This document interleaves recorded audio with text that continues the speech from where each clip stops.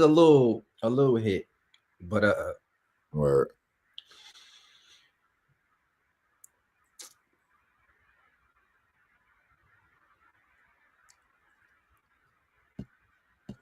Welcome, welcome, welcome to Community Roundtable. I am. They call me Ferdinand, the bringer of balance, leader of many disciplines, and one of your hosts of Community Roundtable. I've got a new guy who's been coming around, my homeboy Ra. And we so are talking about something very, very important in episode 10 of Community Roundtable. But Ra, how you doing today, brother? hey man, I'm blessed, highly favored. I get to cook up, with my boy, my brother from another that I didn't even know I had. Once again, we already was having some good backstage banter just to see how our energies further coalesce. And like I said, man, eventually I'm ready to rain down some hell on some people as we continue to get, because like I said, I love calm, cool, and light, but I'm also the other side too, and I need to have equality. So I can't always be dilly hum. Some days I feel like that. Some days I genuinely feel Buddha like, but then some days I feel like devilish, as they say. And whoever's in front, you might get that work. You know what I mean? So yeah, There you never go. be shy. You talking about your brashness and stuff. Listen, I love it. You know what I mean? Because listen, don't let me be talking stuff about you like, yo, my boy Ferdinand is that guy, and then we go somewhere and you all shy and like, no, what's going on? I told him you was gonna wash everybody. You was gonna play 20 dudes at chess at one time. What Oh, happened? oh man, I'm looking forward to coming up to New York and doing that. I'm coming up there with like $200, and I'm walking out there on the park, and I'm I know putting 20, exactly what it take you. I'm Where putting everybody 20 go. on the table Yeah, I know exactly what it takes. and And I'm gonna shoot be video of this. I want the world to see this because they didn't heard me say that I play chess like this. They just don't see, like I play it online that way. right. But I'm 100% cool with having 10 opponents, real people. Let's go. See, that's some Yeah. flexes. Those are some flexes that sometimes they say you gotta pop out and show. Sometimes you gotta pop out and show so that people. I'm big on putting respect on my name, like Birdman. Like Birdman. You remember he went to Breakfast Club? He was too done with them because he done heard all this conversation and y'all not putting enough respect on my name. You know what I mean? So sometimes when your body of work ain't flowing out there like that, you have to make a demonstration to show your body of work. Something like that New York thing, yes, sir. With that K, respect. Put some on the name. So yeah, I don't, but sometimes it's cool because with guys like us, it's because we're unassuming, you get to enter in certain rooms with the guys who think they're the guys, and then you get to just sit back and watch them make a fool of themselves because people, when you know what you're talking about, you only know what you sound like you're talking to someone who doesn't know. So you ever had that, like someone who doesn't know, this guy sounds like he's the next best thing since sliced bread, but then since you know, and then you start saying just a little bit, now that guy starts getting intimidated, starts stuff. Yeah, because come on, man, he's a charlatan. And even though once again, I compliment you on your voice and the way to articulate. I know I have a way to articulate. So sometimes people can call us charlatans, but when you put us to the test, we come out swimming. A lot of these guys, you give them a little pressure, a little bit of sourcing. Let's just do a little bit of sourcing to what you're saying. And then you see that their ideas just start to crumble. Speaking of some of the stuff that we're going to cover in today's episode, you know what I mean? We'll have a lot of our Pan-Africanists panties in the see. Now you getting me started. I don't want to say that loud. That's for behind the scenes conversation.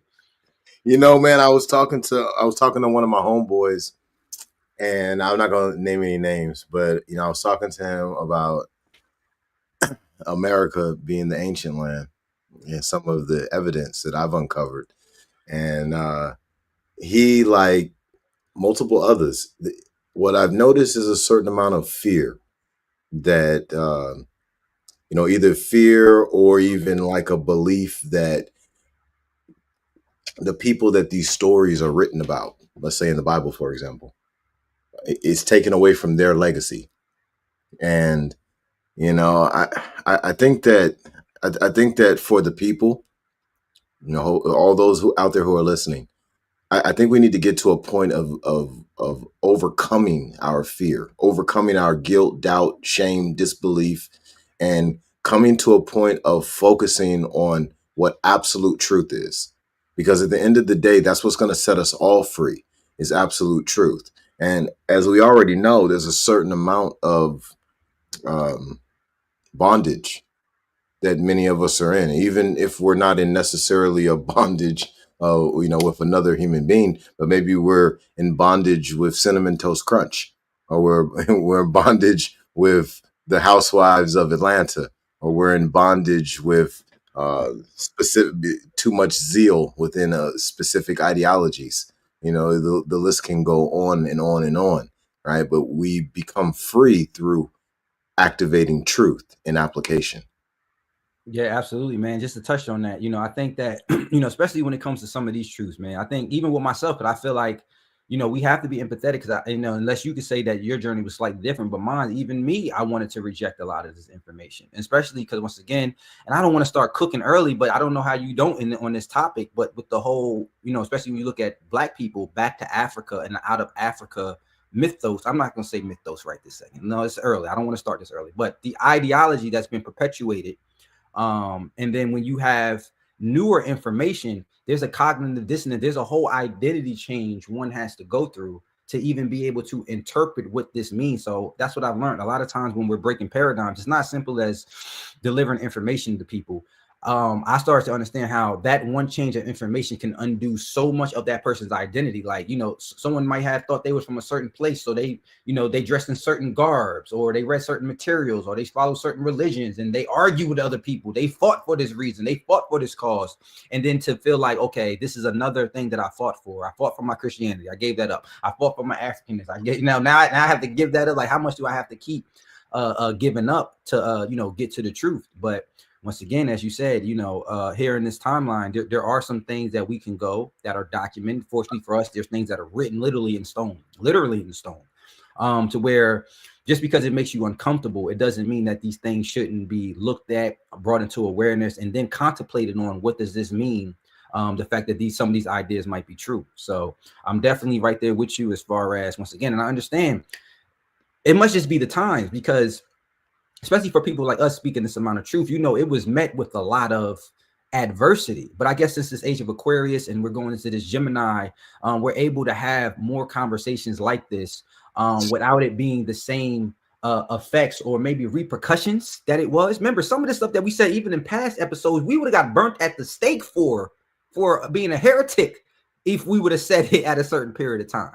So I think these things might be still in us, DNA and genetic wise, which gives us when we're presented with some information that we're going to cover here, for some people, man, they can't accept it, they just reject it. Yeah, I'm glad you brought all that to the table. Thank you very much. It is a lot of resistance to truth, and I think that has a lot to do with foundation of erroneous information. When we go and we put in $200,000 or $300,000 into an education, and that education is built on fugazi information. At that point, I think even we have to start defining what is education. You know what I mean? Because is it really is all things educated? If you're educated off misinformation, do we still classify as education? Is it Lauryn Hill? Is it misedification, miseducation? But what is the word education? Because everyone out here think that they're educated because, hey, I've been educated. I went to school and they educated me. But like you said, what if it's erroneous, information? Can we still classify that as education? Is education? Yeah. I think that it still is education. I just think it's education that's along the lines of the psychological conditioning that is their goals, right?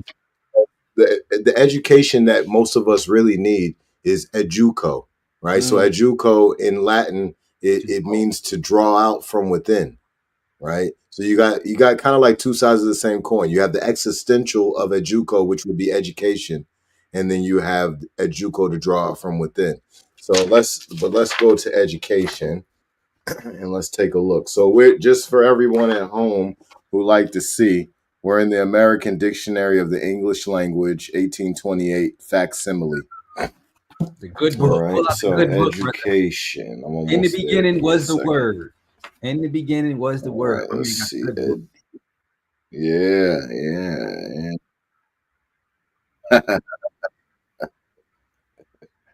All right, so they got education here. It says the bringing up as of a child, instruction, formation of manners, Education comprehends all that series of instruction and discipline which is intended to enlighten the understanding, correct the temper, and form the manners and habits of youth, and fit them for usefulness in their future stations. To give children a good education in manners, arts, and science is important. To give them a religious education is indispensable, and an immense responsibility rests on parents and guardians who neglect these duties. And this is according to American Dictionary of the English Language, Noah Webster, 1828 facsimile. So I guess they are being educated. So now we know Educo is what we really need, you know. Education doesn't mean higher understanding or truthfulness or objective truth. Yeah, so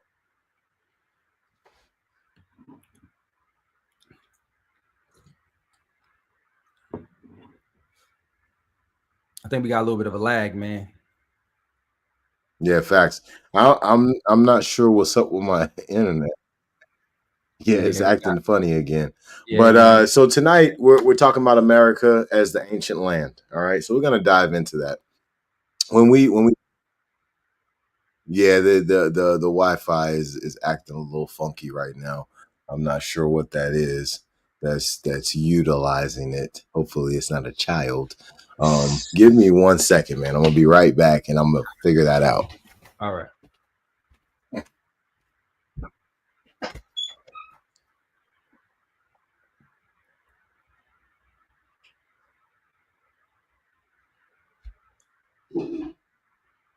Yeah, hopefully we get the Wi-Fi going. But yeah, I'm excited. I'm excited for this chat. If you're using the Wi-Fi or something, you need to stop.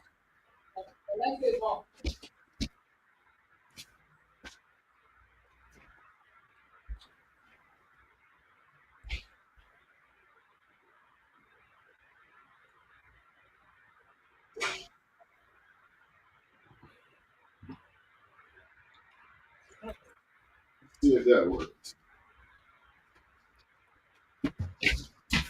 All right, let's try again. Hopefully we got some better reception now. Looks like it's still a little funky, which is so freaking weird. You know what? If we're gonna have these kind of problems, then let's just transition into the next room. But can you hear me? Sorry about the inconvenience, everybody. Sometimes we have a little bit of difficulties, but we're gonna try to work. Yeah, I can hear you just fine. I'm gonna try to work through these technical difficulties. I'm about to shift into a different room, and hopefully that gets us a little better of a signal. Yeah, it's kind of crazy. This Wi-Fi. Oh, there you go. Wherever you just did, as soon as you walked out the room, you pop back in high def. All right, cool. That's what we need right there. All right, cool. That's perfect. All right, so as y'all know, what we're talking about today is America as the ancient land, and we've got a lot of evidence that there's some information that needs to be uncovered concerning, well, not uncovered, really, it needs to just be released to the people. You know, it's just too much. Right. So when we look at the American socioeconomic landscape, what we often see is a lot of lies. When we look at the academic situation, a lot of lies within the religious space, the political space, a whole lot of lies. So now that puts us in a position to say, well, what is the truth? What is the truth about this land that we're in? Right?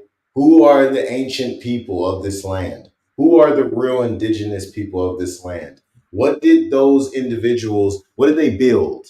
Right? What did they create?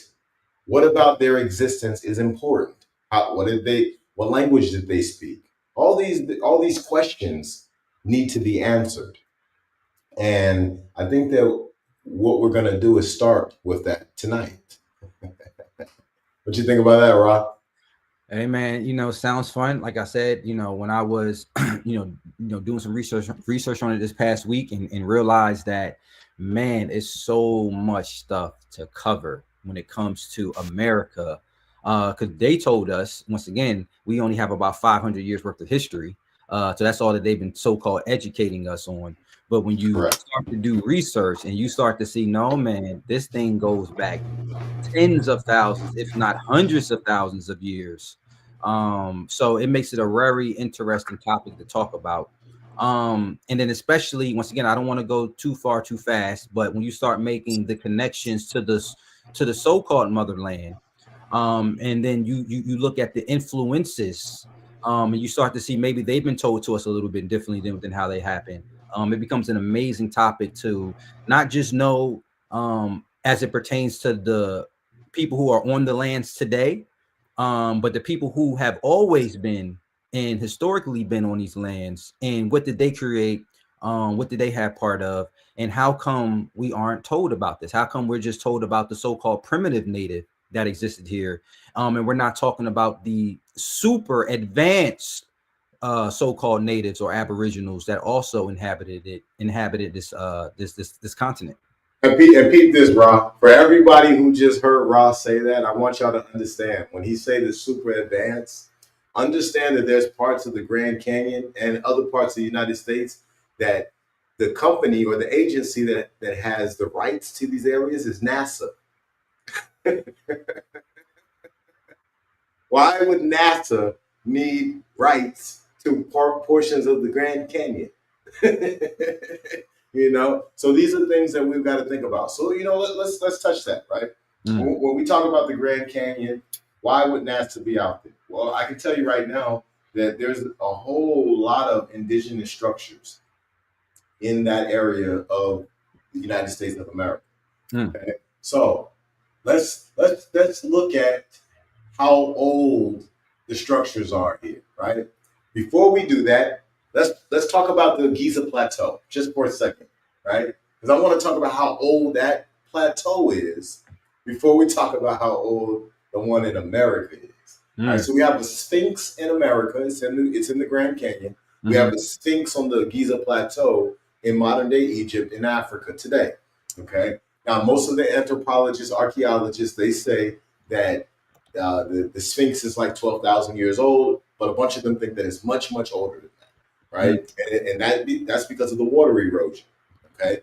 Now, what I've told the whole world at this point is I've dated the Sphinx in Giza back to about 40,000 years ago.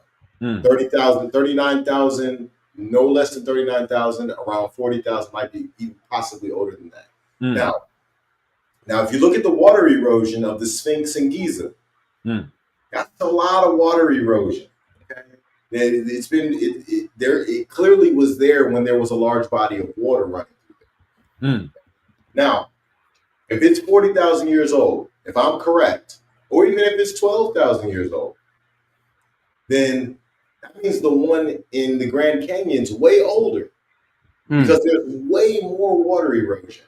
I honestly wish that I would have put up a couple of pictures. But yes, like anybody can Google it. You can Google the Sphinx that's in the Grand Canyon and Google the Sphinx that's in Giza, and you're going to see that the one in the Grand Canyon is worn down way more than the one that's in Giza. Right? So we're talking about a Sphinx that's clearly older. So we're talking about minimum 50,000 years, if not 100,000 years ago, it had to have been erected because of the water erosion. Yeah, and I think this is a great thing to start at, because I was kind of wondering where, as part of the ancient history of that America, where we was going to start at. So this is great. I guess the Grand Canyon is something that we definitely could, because it's so much to even talk about with that. And not only that, when you talk about the Phoenix Gazette and the Smithsonians, I say you said it. You started with the Grand Canyon. Let's go. G.E. Kincaid. Yeah. So when you talk about what was being discovered, what was being found, in these caves, in the artifacts that they're digging. The fact that the Grand Canyon is pretty much blocked off. I know you probably seen the YouTube videos. You can't get near it. You can't get close to it. But why in the early 1900s, before a lot of this stuff was removed and this stuff was lost, were they discovering the same things that they found in so-called Egypt, in ancient Egypt, and the same type of presence of mummification, of pyramids, of sphinx, of pot work, of all the artwork, everything that you can find in Egypt and the Americas, and specifically in North America, because once again, we still have Central, we have South America, all these things. It wasn't just like one part of the continent that was getting popping. I think that there were groups of people here who may not even connected, who were doing the same things, because as you were talking about in the last episode, the astrology and how we see that the people on the planet are usually on effects or the as above, so below to what's going on in the planet. So you had a whole bunch of people building the same type of levels of sophistication that seems to predate even what was going on in Egypt. And it also has the same water type patterning, which is, leads to an understanding, which should go on maybe later on down the conversation. But how are these places, even if they're at the same time or different times, somehow being taken away by large bodies of water?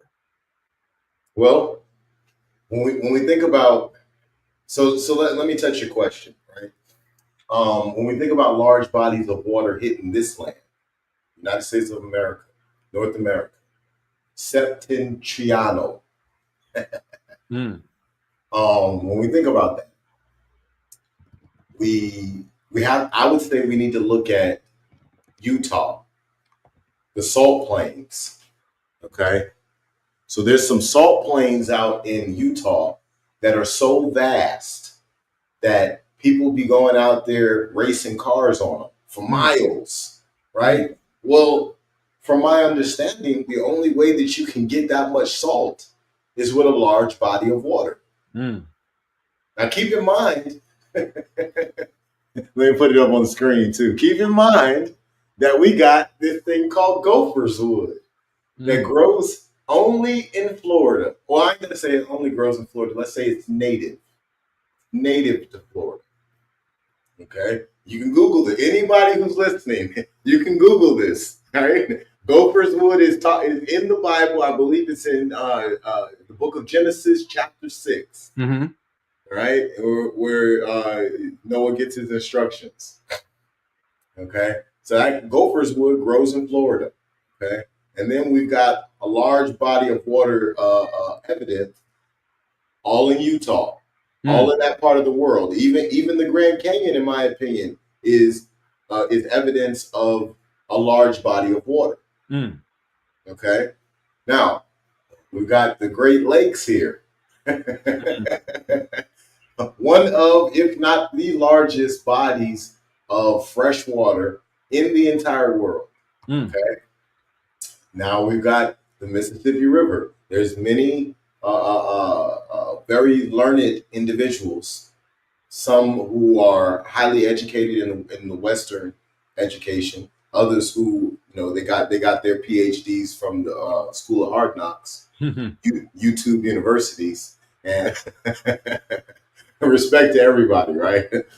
But either way, the bulk of them, if not all of them, call the Mississippi River the original Nile. Now, when we look at the book of Isaiah in the Bible, Isaiah chapter 11, verse 15, we'll put it up on the screen for anybody who wants to go and verify any of this. It talks about the Egyptian Sea. Now, in my personal opinion, the Egyptian Sea would have to be it would have to be the Gulf of Mexico. Okay. And then it talks about in Isaiah chapter 11, verse 15, it talks about the 7 streams that come off of this main river, this main riverbed. Well, we know that the Nile doesn't have that. The Nile has 3. The Mississippi has 7. Keep cooking. All right, now we can go to other parts of the United States, and we see stories of Israelites being freed. Say that again. We can go to certain parts of the United States and we can read markers, like those historical markers that they be having at different parts of the cities or whatever. Right. And they have markers about Israelites who were freed. How? Do tell. All right. I don't have the full story on that one. That one I'm gonna come back to the table with. But Isaiah 11:15, I do believe, is referencing the Gulf of Mexico, the Mississippi River, and the rivers that run off of it. Well, right? It's funny that you bring up the Gulf of Mexico, because I was and it seemed like it was fairly new while doing research for this episode. I came across an article that talked about off the coast of New Orleans. Oh yeah, that's the Thriver. What up, Ace? On the coast of New Orleans in the Gulf of Mexico, this amateur archaeologist, they called him, found evidence of a city 12,000, 13,000 years old. Are you talking about G.E. Kincaid again? No, not him. It was found in about here. Let me get the information real quick. Hold on one second. Yeah, you good. You good, man. We about to unpack this. Yes, sir. But yeah, this is recent. This is a recent phenomenon. Hold on, I got my double monitors. I'm trying to get my monitor situation going on here. I got a book over here in my library in the house that's or maybe I can share my screen. I think you can. All right.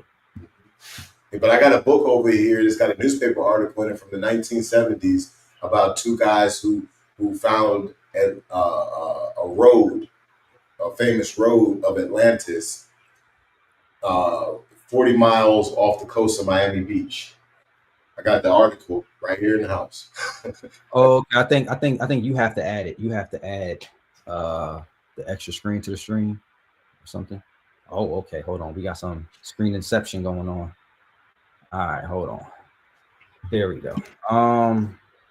What I wanted to type in is Gulf of Mexico, New Orleans, ancient civilization. There we go. Amateur archaeologists, I don't want. Come on, watch out. May have found an ancient city off the coast of St. Bernard. All I know is someone built a city 12,000 years ago and it stuck out in Chandeleur. So I guess that's somewhere within the Gulf of Mexico.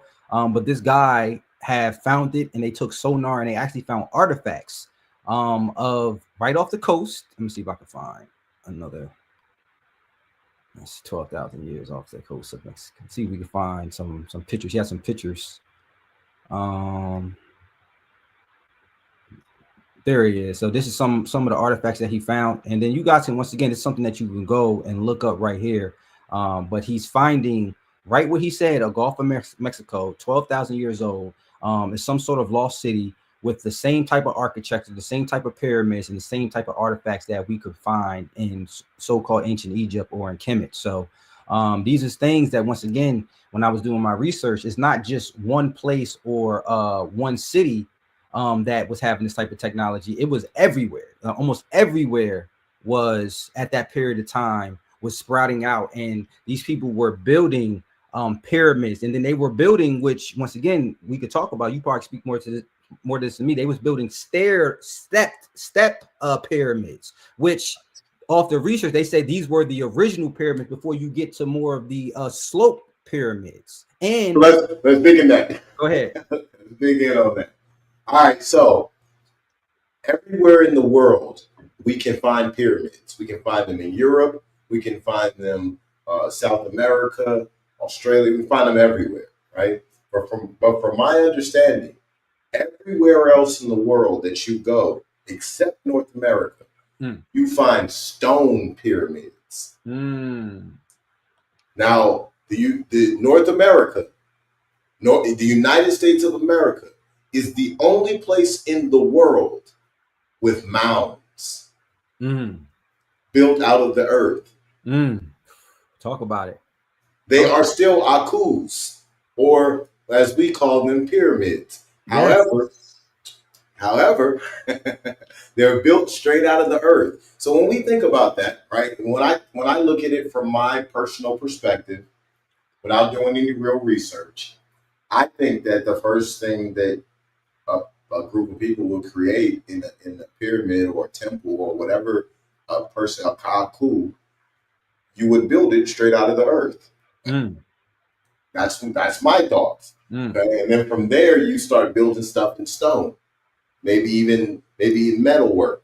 But let me add something to this too, right? Just take it to the next level, because they use the word mounds to prefer or to preference that it was primitive, right? But I've done some research on it too, just over the past week. So some of the information is still fresh. But when they look at the coordinates, they're still following the same pi coordinates that you were talking about, that the ancient Egyptians are talking about. So this isn't something just primitive that they're just molding out of it, because the dimensions are the same as the steps as the more advanced. So this was the golden ratio. The golden ratio. And then they've also found, because they thought that it's just mounds and maybe they prayed on top, but now they're doing scans and they see that they have the same type of internal structure as the pyramids of Giza. They have chambers and this big diverse inner workings, and as you was talking about before in the last episode, harmonics to go with it.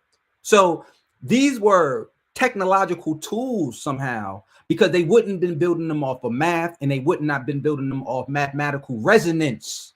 So now you're talking about frequencies and everything else. So it wasn't just building things. And you're talking about, when you look at how they're mapped out throughout the entire North America, like you said, yes, come on, man. So this isn't, now it could be coincidental. If the people are peopling off the stars, then maybe there's some sort of natural instinct to do this. And if that is true, then that leads to even a further conversation. As the Bible said, you know, we don't battle with flesh, we battle with forces in heavenly places. You know what I mean? But we cannot look at these people and think that they did not know what they're doing, even if they did not consciously know what they're doing. Because how can you unconsciously produce golden ratios multiple times? How can you unconsciously build on ley lines? How can you unconsciously build resonance chambers to produce certain frequencies? You know what I mean? So this is when, like, when they call them mounds, yes, I know they like to call them mounds, but I think that when we hear mounds, we think primitive. When you do the research, these things are still following the same mathematical algorithmic formula as some of the most advanced pyramids. So then that goes to show you that there is some sort of rhyme and reason that these people had. There's some sort of rhyme and reason that these people had. And what the big question is, whether it was beknownst to them or unbeknownst to them. And that's something that we can debate. Well, what I would like to point out when it comes down to these structures is, I do believe there are more here in the United States of America than there are in the entire world. And this is after the destruction of so many of them over the last 200 or 300 or 400 years. They've been destroying them. They just destroyed a whole lot of them. But there's more in the state of Ohio than there is in most countries right now, right? The state of Ohio. Okay? We've got so much evidence. All these people who have found giants in their backyard, in parks, it's too many of them. You know, when we think about the giants, what are we talking about? The Nephilim. I was just about to say that. You know what I mean? So then when someone says, if they're finding giants here, right? And then when someone says, well, the old biblical scriptures was not talking about this place, they was talking, I'm not trying to say that it's not, but let's just go down the rabbit hole. Why are we finding Nephilims here then? If Nephilims came into the picture, a lot of them was in the beginning, where you see the story of giants and David and Nephilim, and they're saying that these so-called fallen angels had a thirst for human women, and they laid with, you know, so-called human women. But if this isn't an ancient land, how come we can find giant bones? How come the Smithsonian and these other places are hiding stuff that they're finding in the Grand Canyon and being dug up all around the world. So when you said Nephilim, I was thinking the same thing in my mind. To where, once again, we cannot hide from the fact that these things are being turned up in the ground, and we can't hide from the fact where they are coming in the ground. And one thing I wanted to talk about too, I have a little of my notes, is when you talked about the Salt Lakes, something that was really intriguing to me. Even now in Salt Lake City, there's the Hopi Indians, so the Hopi natives, So once again, we know the way that the European mind taught us. They like to document and paperwork everything. But it seems to me most brown and black people, we like to tell stories, traditions, and dance, and even drums to keep things going. So the Hopi still have information that they said that was passed down that may not can be verified through a European system of check, but are we just to disregard on how they talked about the Great Flood? Are we just supposed to disregard how they talked about how a people inside of the earth came outside of the earth and took them inside of the earth until the water floods were drawn away? Then they came back up out of the earth. And when you look at these mounds being centered all around North America, and you see the complex inner groundwork structure that they still haven't gone in, because a lot of times, well, they'll tell us they didn't have it gone in there. But when truthfully, a lot of places they did, that's why they destroyed them. Because once again, once you start digging and you keep digging up bones, the bones keep coming up Negro. And not to just take it in a whole nother direction, but when we trying to say, why don't they want us to know certain information? And once again, we cannot talk about the hiding of the evidence of America until we even understand things like the doctrine of discovery in the early 1400s, which was the paperwork that allowed Christopher Columbus to discover America, right? So their whole their whole discovery, they can't allow you to know that there were ancient people here who already had not just mounds but advanced structures, because then that would go against the whole discovery ideology. You know what I mean? How can you discover something that was already there? How can you discover, when you start to go, when you say this is a new land, mind you, they're trying to convince us these lands were empty, and most of the people that we see here now was brought from one place to another place because this was the new inhabited. No one's here, new land. But then when you start looking into the doctrine of discovery, which was a European-based, Christian-based doctrine, it tells you that they consider any land that was non-white Christians as uninhabited, excuse me. So when we're trying to juxtapose the history that we have, and then we're trying to come across some of the findings that we're finding, and we're seeing certain discrepancies, we have to understand that we're seeing certain discrepancies because their information wants to deny that anything else existed outside of things that they created.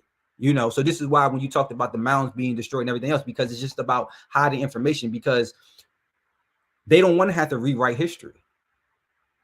They don't want to have to rewrite that it wasn't just America wasn't just home of the feathered wearing savage, that America was home to high race plumbing, technological, electricity, everything that you can think of in the sun before the Egyptians redid it again.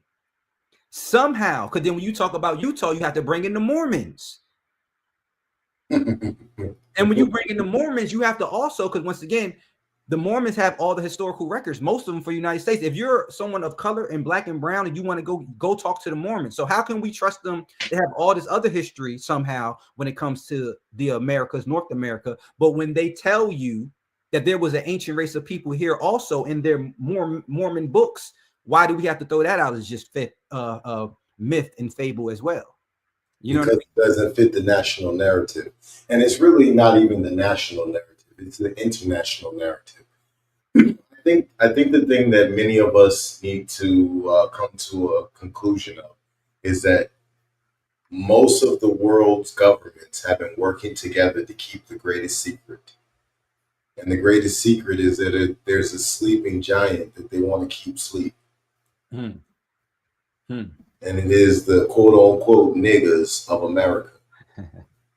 And so like I pulled this book up ancient monuments of the Mississippi Valley. Like peep the copyright date.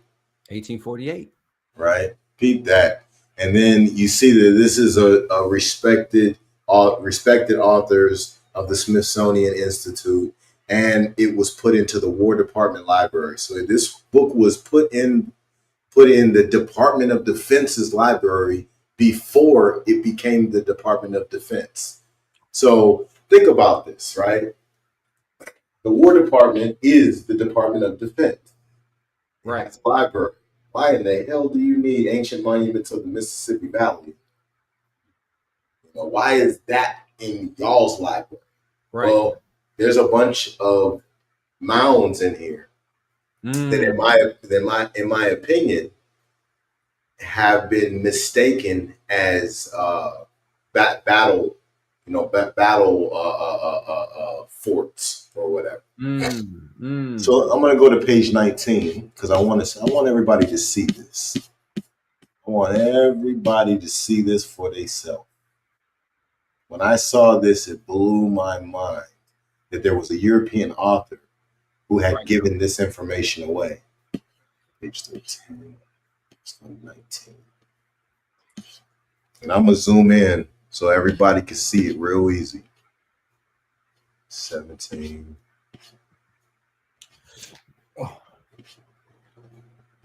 I think this is 20. Okay. All right. So this paragraph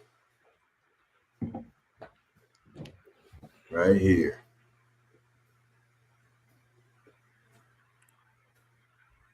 Hard to, there we go. All right, cool.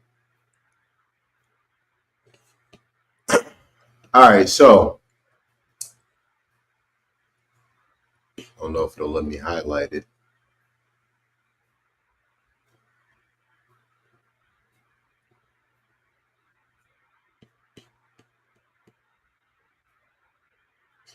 All right, I'm going to just read it to y'all because it's acting funny. All right, so, but in all instances, the embankment may be traced to within 3 to 8 feet of the stream. Hence, it appears that although these little streams have cut their channels through 50 to 100 feet of thin horizontal layers of blue limestone, interstratified with indurated clay marl, not more than 3 feet of that excavation has been done since the construction of the earthworks. If the first portion of the denudation was not more rapid than the last, a period of at least 30 to 50,000 years will be required for the present point of its progress. Now, I want everybody to understand that what I just read about is a mound that's in the state of Ohio off of the Great Miami River. This is from a Smithsonian respected author, and the book was published in 1848. I don't even know what to do with that. And I got more of those in the Mastermind library. Yeah, let me do one more share too. Let me do one more share. Here we go. All right, you can bring it up. So even this one right here, there's something else that doing research. Now, this is a Brazilian, and I have this book here, right? Blacks of the Land. The Blacks of the Land, Indian Slavery, Settler Society, and the Portuguese Colonial Enterprise in South America, right? It's translated to English from Portuguese, and it talks about all the Negroes that was here. This wonderful book before the Portuguese, before the Spaniards, before they came, everywhere that they went in the entire planet. It was not a continent. Christopher Columbus did not think that he landed in India. You know how dumb that is to say? That's something that they just, he thought he was Indian. So that's why that they already knew where India was. So why would you, he's seen a new people, and that's the name that they decided to give him. Even to this day, it's not uncommon when you hear Caribbean person, you call him what? He's West Indian. So when we tell you that we're North Indian or whatever, why is it to when we say You know what I mean? That is so crazy. But this is the reason why the earth is giving us the secret. So this is another newer discovery in 2018. So South American oldest human remains, and once again, Louisa got destroyed in a blaze, but it's okay because before they destroyed it, we was able to take some information. But you see, it was about, let me see, about anywhere between 11,000, right? They found Louisa, the human remains in America. One of the earliest human remains of America is a woman, between 11,000 and 16,000 years ago. It was found in 1975 in Minas Gerais, which is near Sao Paulo in Brazil. And then look at, come on now, look at this. Look at this.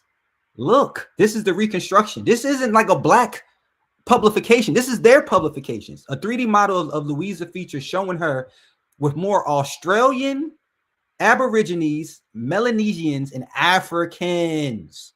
This was 11,000 to 16,000 years ago. So even in this article, they're trying to figure out, right? Because they told us that the Red Indians, right, that they arrived 12,000 years ago, and they told us they came through the Bering Strait, modern Alaska, right? So they're trying to figure out. We thought that this entire continent was populated through the Bering Strait. Now we're finding older information that is making. Now they're telling you that they possibly migrated via Pacific Ocean by boats. Make it make sense. So at one point you had a so-called native here who only way was to get here was to so-called cross a strait. Meanwhile, 2,000, 3,000, 4,000 years before they even packed their little snow boots and crossed over through the Bering Strait, there was a group of people that their books is saying sailed here across the Pacific. And I'm already showing you who they look like. Look at the faces.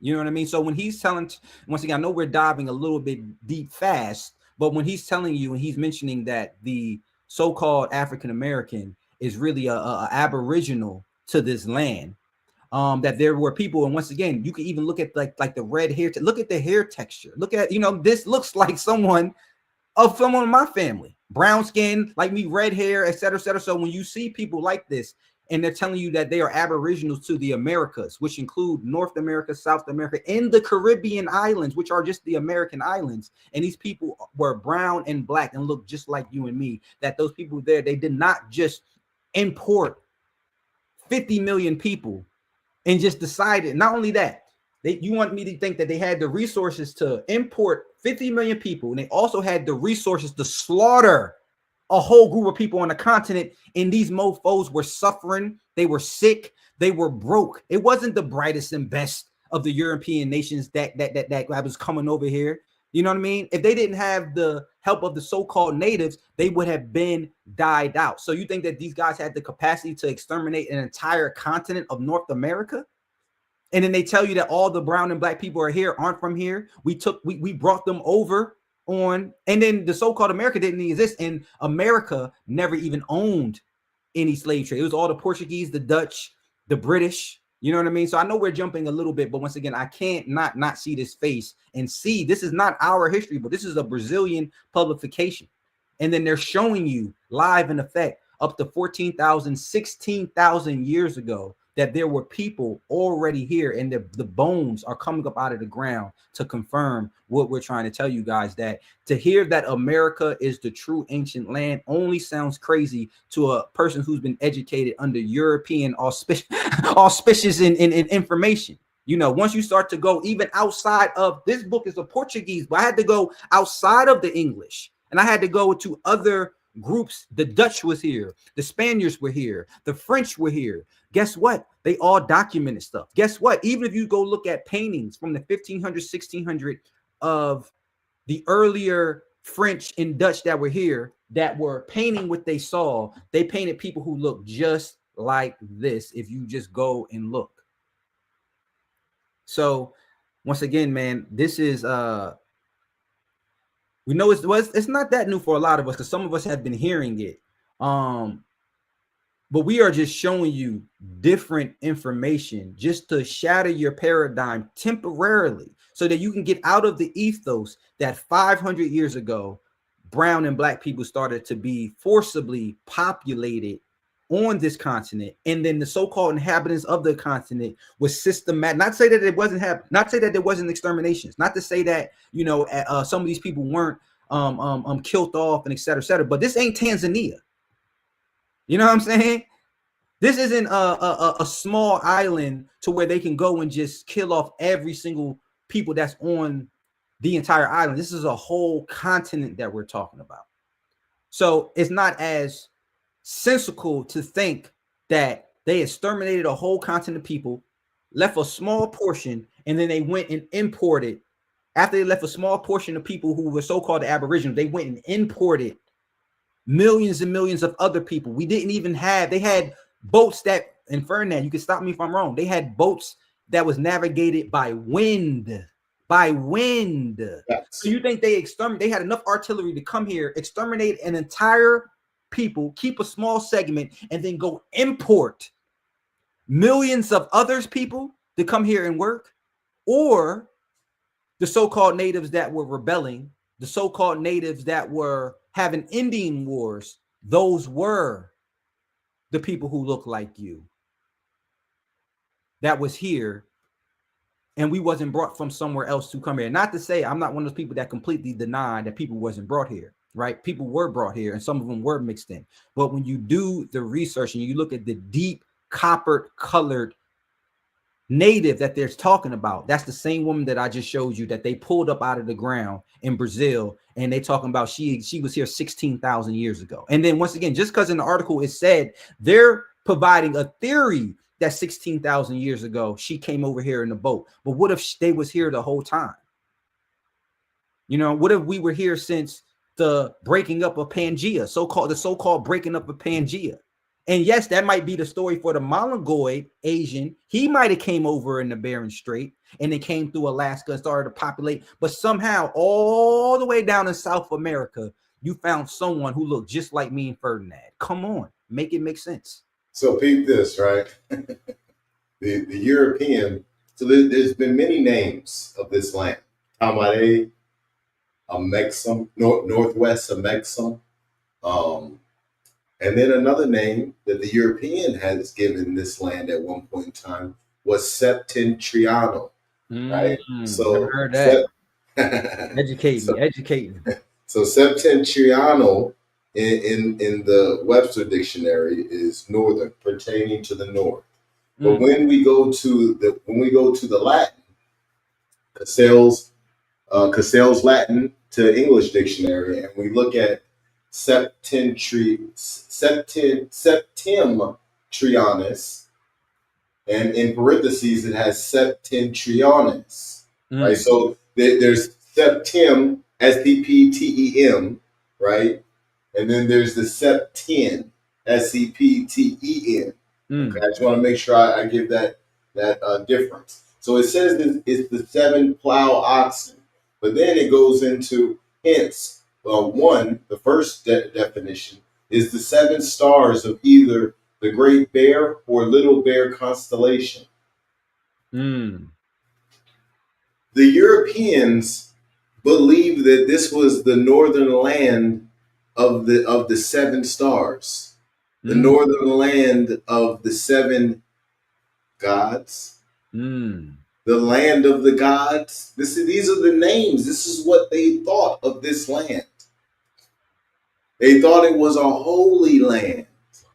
And see, this is the reason why I'm glad that you brought that up, because I didn't get enough research, but I wanted to understand, because once again, and this is where I just want you to bring this so they know that we're not put me on one more time. Doctrine of discovery, right? So that we can just have, you know, we're talking, but okay, so we had the Doctrine of Discovery, 1493. So you see, the bull stated that any land not inhabited by Christians were available to be discovered. Wow. So, and this is still standing, and not to jump, but we have to jump because it's all connected, right? Doctrine of Discovery, and we'll do 1823. Let's see what comes up. Oh, a Supreme Court case, right? And I'll read this real quick, just so that I'm gonna jump back to the doctrine of the old one. 1823, the U.S. Supreme Court.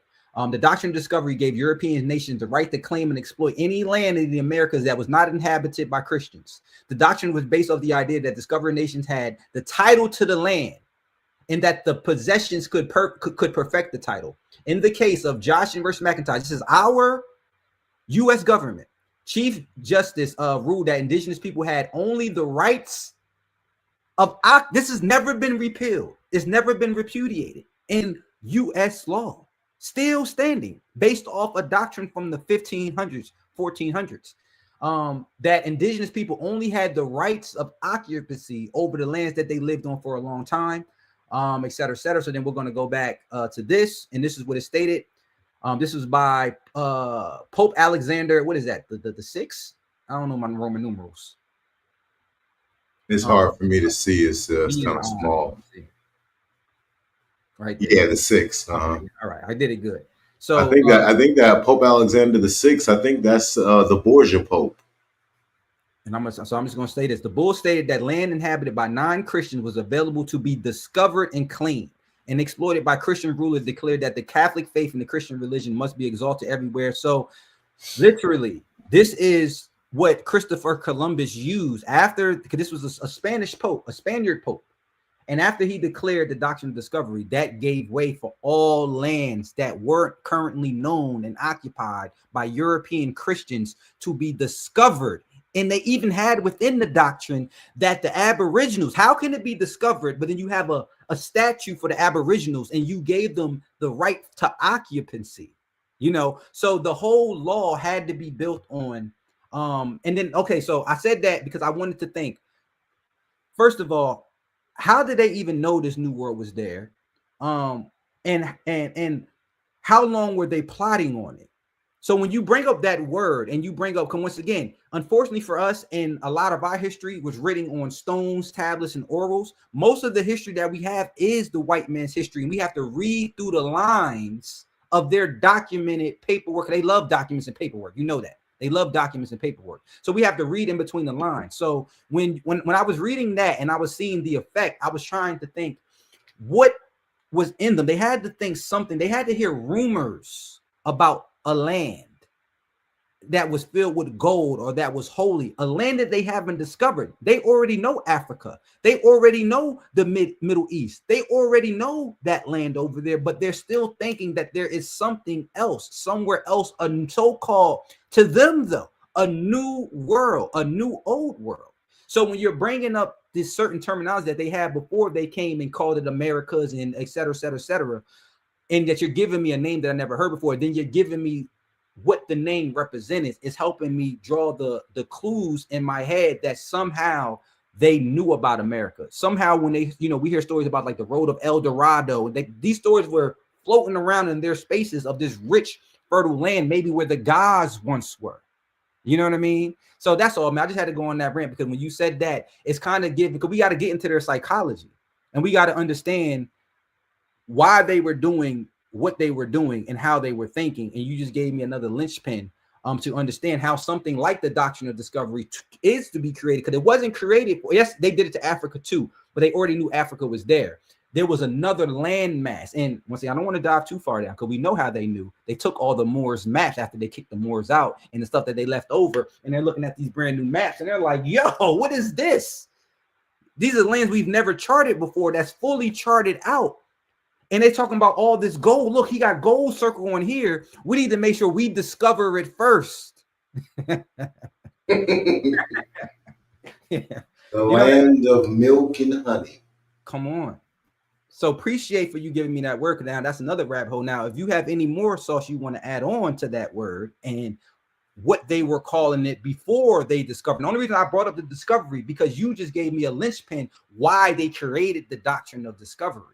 Because they somehow solidified that this landmass existed, and they needed to figure out a way amongst themselves, how do we keep it all to ourselves? And being though we already have the maps that was left by people who went there before us, when we go there and we encounter these people, these savages, we need to figure out a way to ignore them, which they did with the doctrine of discovery. If you go read the Doctrine of Discovery, because it's in our U.S. court, it only gives non-white European Christian-based continents that they went to. It only gives us the right to occupy. And then they built their property laws off of a document from the 1500s. I rest my case for right now. This is what happens when we bring in legalese. When we bring in these books, when we bring in these books of magic, and we start casting spells, that a group of people doesn't really understand the spells that we're casting, right? So that's what happened here. The word was able to take over. We was able to put things in words, and they were binding. And that got people to move and do things, like guards to hold you in a cell, like a few of them to walk you up the stairs to the rope that was your end. And this is all through paperwork. To this day, we still operate in the exact same way. They love that pencil and pen and paper, right? They paperwork the whole world up. And then look, they got us so much into it. We say, well, we can't because it's the law. We can't. I don't got the paperwork. I don't know how to break. When it's simple as what did the people do in New Zealand? They just ripped their paper up. You know what I mean? But since, once again, and we have to give these people credit. Sometimes I know, they're the so-called adversaries. But the fact how they was able to, we had warrior classes of people all around the planet. And the fact that they was able to come, be the minority everywhere they went, and show up a piece of paper and get the entire known world. And we know some of it was through force, but let's just be honest. They were more so doing trickery than straight up fighting. They could never mess with the Aboriginals when they fought them head on.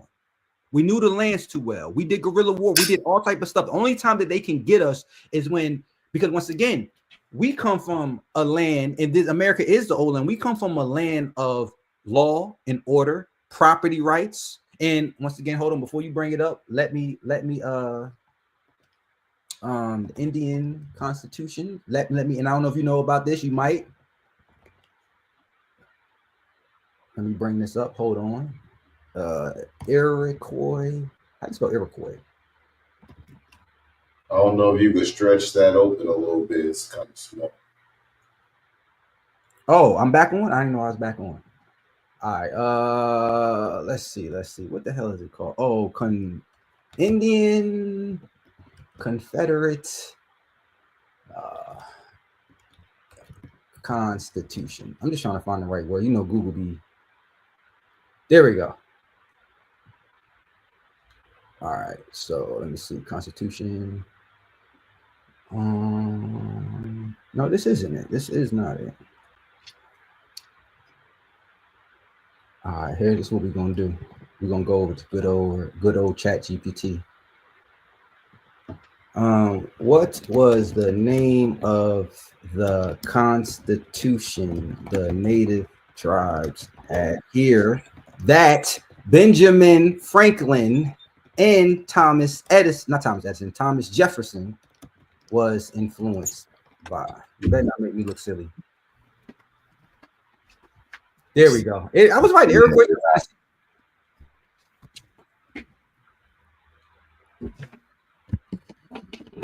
we go. So the Constitution referred to is the Great Law of Peace of the Iroquois Confederacy, also known as, I can't pronounce that, the sophisticated political system united 6 Native American nations: the Mohawk, the Oneida, the Daga. I can't say these names. Seneca, we know that was definitely looked like us. The Great Law of Peace introduced principles of democracy, checks and balances, and the ideas of federation concepts that are believed to have influenced the development of the U.S. Constitution and Articles of Confederation. Benjamin Franklin and Thomas Jefferson, among others, were aware of and admired the governance structures of the Iroquois Confederacy.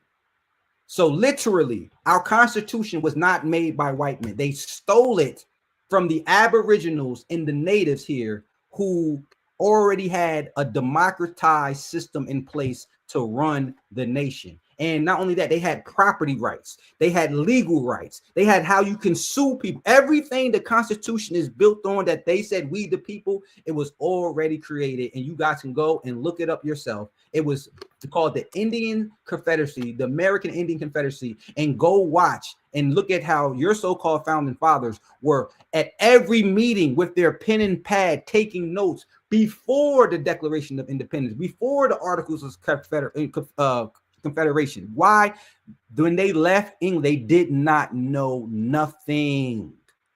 Everything that they learned and got was from the Aboriginals who were here, who educated them on how to be diplomatic, on how not to be savages, on how to eat, on how to farm, on everything that they tried to say that they came here and did for you, you did for them, all the way down into giving them what they preciously love, which is their Constitution. Go do some deep research. Now, this wiki's only going to, or Britannia's only going to give you so much, but when you dive down the rabbit holes, you see that they did very little new additions to the Constitution. They pretty much took everything verbatim, and then they just copied it over. So when we say, oh, we don't have a culture, or they always questioning what the Aboriginals' culture is, because they feel so high and mighty that what they have, everything that they know from their music, from their food, from the way they talk, from their constitutions, even down to their Bible,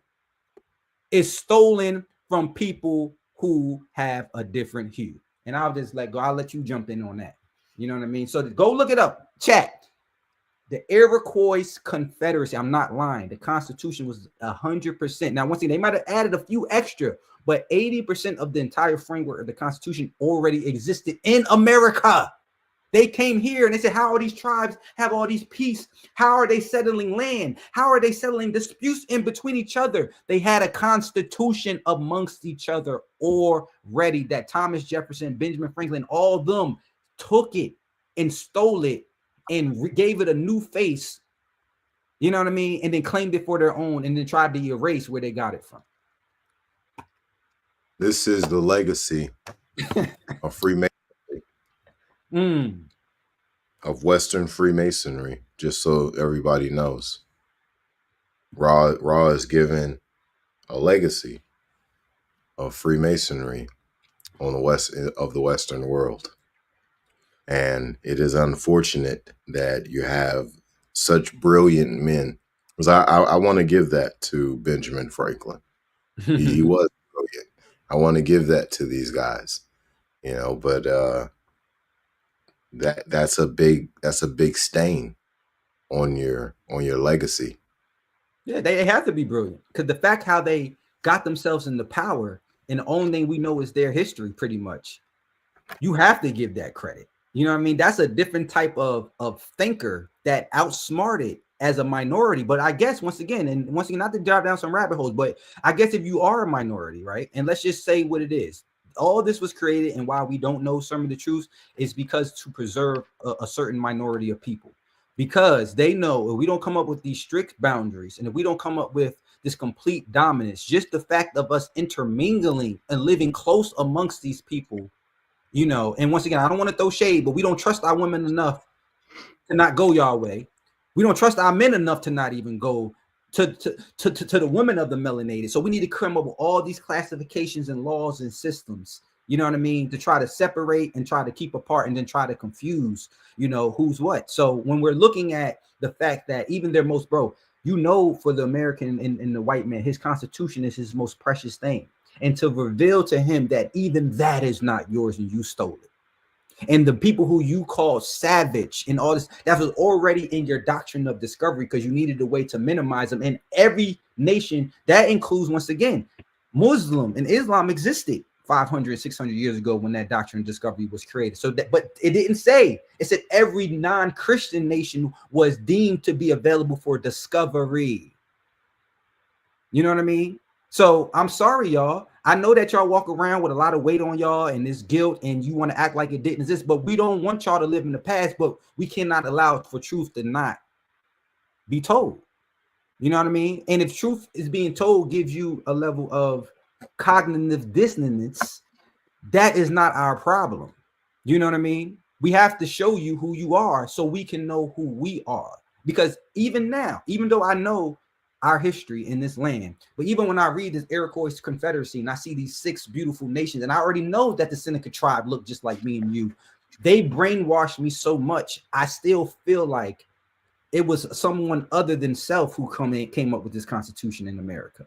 Because when I think of the native, they did such a great job of convincing me that they was all monogoid, red, yellow people. That even when I'm looking at the proof that our people came up with the Constitution, you know what I mean? It's still jarring to me to say, how did y'all trick us so bad on our own land that we already had running and was set up and was moving? And we decided to let you guys in because that's what happened. You just hear the story of Thanksgiving. A lot of these things were true. And then they did make pacts because we were always a trading people.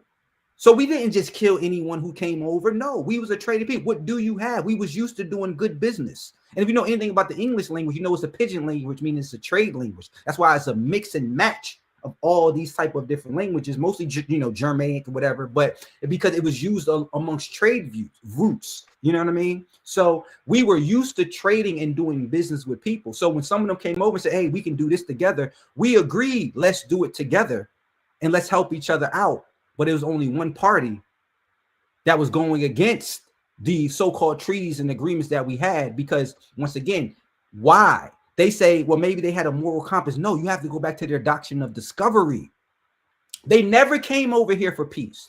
They never came over here to say, let's make peace with the natives. Even when they were trying to allegedly make peace and they write, oh, we want, that was never their intentions. Their intention was to make every aboriginal of a non-European country a second and third class while they discover and keep the reaps and the benefits of. That's why you have to go back in history to understand what happened when the doctrine of discovery. You know what I mean? So this is a major mind effery.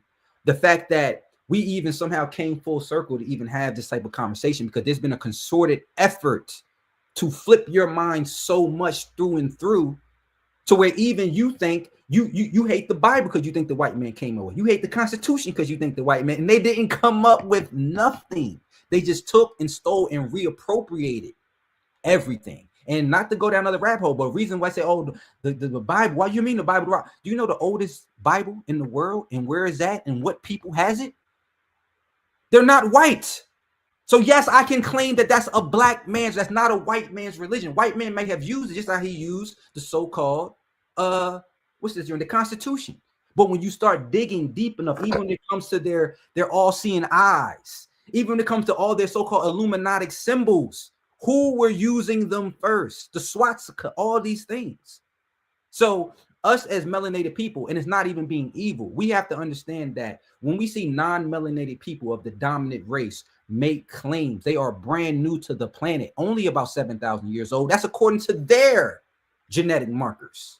You know what I mean? So you have to understand that according to their whole story that they put out to the world. That's not a long time. I just showed you evidence of a woman existing 14,000 years ago, double the time span that they've allegedly been on the planet. So we just have to understand as melanated people, anytime they are introducing anything so-called new to us, just because they packaged it up and they was able to figure all this stuff out, they're just telling us a story that came from someone who probably looked like you. You know what I mean? I don't get even their law. We ain't go down their law, but I haven't done enough research. But if I can look and see that their Constitution was fabricated, I guarantee their law books had to be fabricated too. You know what I mean? So we can give them credit because we have to. They took over the world. But we also have to understand that almost everything that they presented to us has been whitewashed to a degree. You know what I mean? Not even to a degree, heavily. But my bad for my little rant, man. I just had to get that off the chesticles. You good. And I appreciate you bringing all that up. The doctrine of discovery, the great law of peace, and the Iroquois Confederate. What was it again? The Iroquois Confederacy. Yeah, I appreciate you bringing all that up. Because it is relevant to this conversation when we talk about America being the ancient land. I like to use the eye test, right? So when I look at the people of influence, excuse me. God bless. When I thank you. When I look at the people of influence of the world today and of my parents' generation and the generation before that, I like to look at sports and entertainment because it's one of the areas in America where you've taken the shackles off of the brothers and the sisters and you're giving them a chance to really shine. Well, why? Because you're capitalizing on the money that you can make off of them, right? But you're really allowing them to spread their wings and fly. Well, with sports and music and entertainment, the people who have influenced the entire world in the last 100 years is the United States of America, melanated people, right? Easily. It's not even a question. I would imagine 10 out of 10 people would say the exact same thing. Well, the ancient people who built civilizations around the entire world, I would imagine that, when I look at it from my personal point of view, I would think that these would be the most influential people. Well, look at the descendants. Okay. Yeah. You hit me with but I thought I dipped it, but then you came with, like, oh, okay, I get it. Look at the descendants. Look at and then once again, I don't know if you did your genealogy. I did my genealogy, and shout out to my cousin. I think he's watching, and on my grandmother's side, and if you see my grandma looks like a little old Indian lady. And while I was doing my genealogy, I kept seeing certain things. I had to ask, like, grandma, like, are we like Native American? She was like, yeah. And I was like, I'm doing my genealogy. I said, were we never slaves? Were we never? I'm looking at our people. We always owned land and was considered free. I'm going back to the 1700s. And she says, my grandma's like 80 something years old. And she's like, yeah, my father always told me we was never no slaves. And we're Blackfoot in Chickasaw or I can't remember the other thing. You know what I mean? So once again, when you're talking about, at least on that side, I have genealogy and I have elders that are giving me, which is showing me, and I'm not even trying to be angry or upset or try to take jabs, but my particular bloodline does not have African slave blood in it. We were in the Virginias and the Carolinas. You know what I mean? And when you show it, we were some of the original people from these lands. When I'm looking at the picture of my great grandfather, I'm just looking like, oh my goodness. And then when you go and you do the census and you see that your people were never enslaved. But how come I'm being fed that the whole narrative that you was melanated and it was antebellum, you were in slavery? You know what I mean? You got to keep in mind, man, that when you got to keep in mind that when you want to keep a group of people in the dark, you got to keep them believing that they come from somewhere else. Because if you want to keep control of the land, you got to keep them believing that they come from somewhere else and that they're slaves, right? And as long as they keep thinking that, they're never thinking, oh, I'm of this land. My ancient ancestors are of this land, so this land is actually ours. So as long as you have that group of people always focus on materialistic things, the next big house, the next cool car, the next vacation, the next holiday, well, what happens is now they're always in this rhythm of getting money, not realizing that the money is being devalued every single year to a point where it ain't gonna be worth nothing, and they still chasing after it. So this keeps that group of people from ever discovering who they are, which puts the other group of people in a position to keep control of the land. Because this is just a game of Monopoly that's being played on a bunch of people's backs. And all it takes for the game to be over is for them to stand up. But you have to know who you are in that situation. You have to take your free national name in that situation. So for Moors, it's El and Bay. I'm not sure exactly what it is for the other indigenous tribes within the Americas. However, they are all recognized by the American government till this day. Right. Yeah. All of them. And you have to understand, because once again, we also have to understand, this is when I started doing my research, especially on this land, on the North American. Now, once again, man, like I said, we have to do multiple episodes because we ain't even talk about some of the ancient civilizations, and then some of the things that I want to talk about how did Africa get certain things when certain things didn't. They're not even found in Africa. Even certain crops, even certain animals, even certain things on their walls and the pyramids that they showed are not native to Africa. It is somewhere they are native to, but we'll talk about that on. Well, keep in mind that I think you brought up in our last episode or the episode before that you were talking about Jehuti, also known as Thoth, right? You brought up the Emerald Tablets. So keep in mind that Thoth comes from Atlantis, right?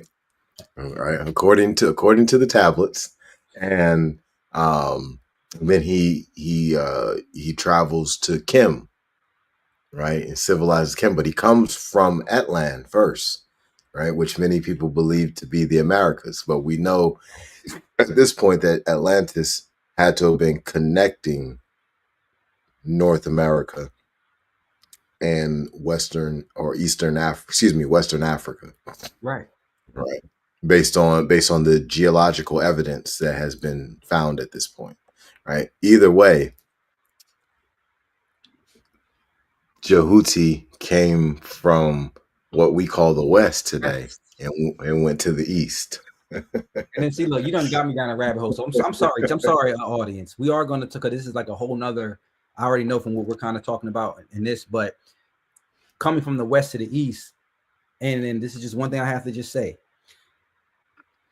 We love the pine cone, right? How many times was the pine cone shown in ancient depictions in Kemet, and even through other European nations, et cetera, et cetera. But the pine cone, where is it native to? Where is the pine tree?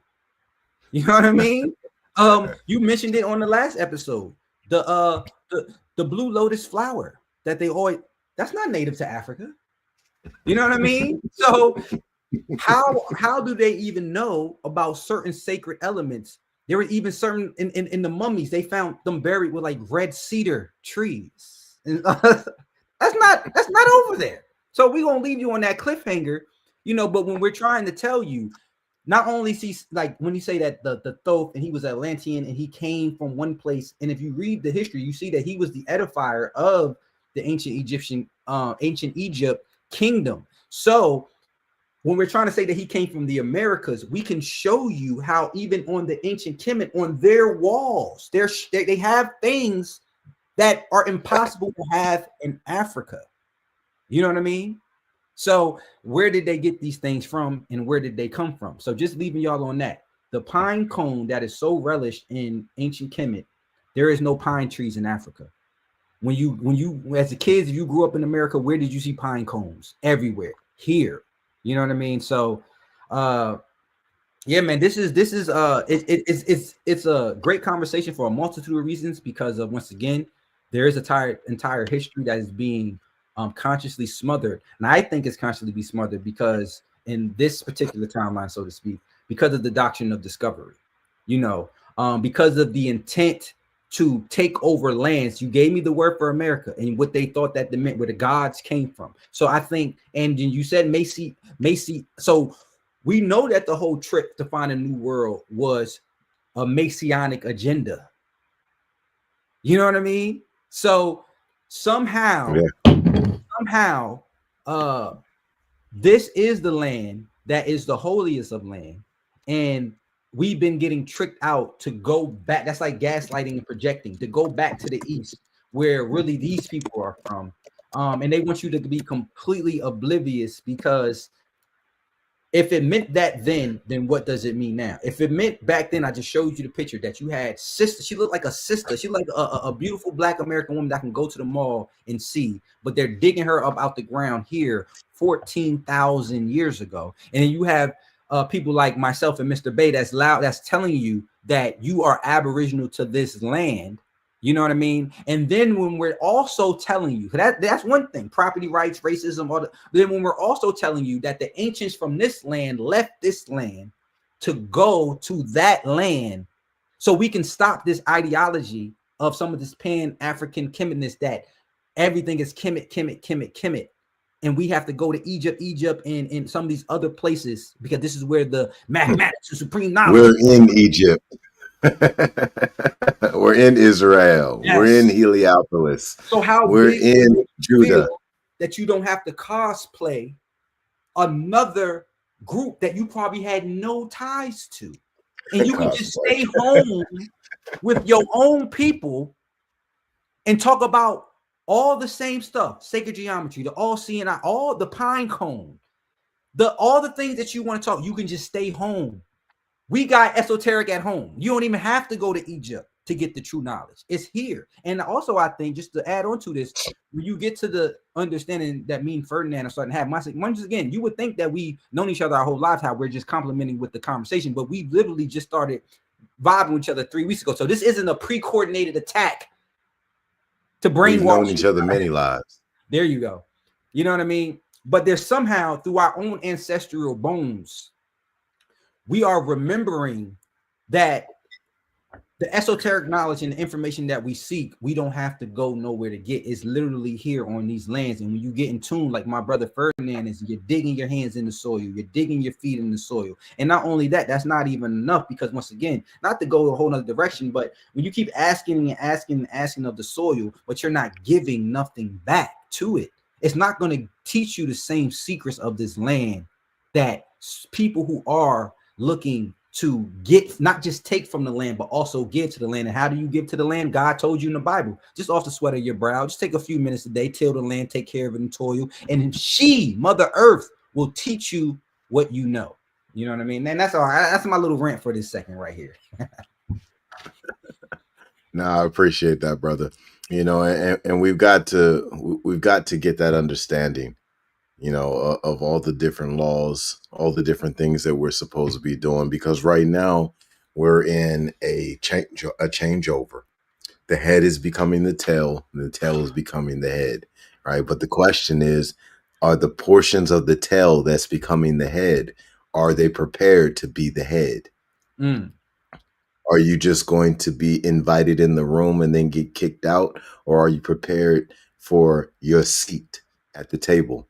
You know, and this is what we need to be thinking about. And this is part of the reason why we're having this episode, which is revealing Tamare, which is revealing Northwest Mexum, which is revealing Septentriano, right? Well, this is why we're revealing these things, because this is a time of reveal. This is a time of understanding. This is an awakening, right? Because what does the truth do? It makes you free, right? So we're putting the truth out so that you can go and do your research, so that you can know for yourself, right? Don't believe Ferdinand.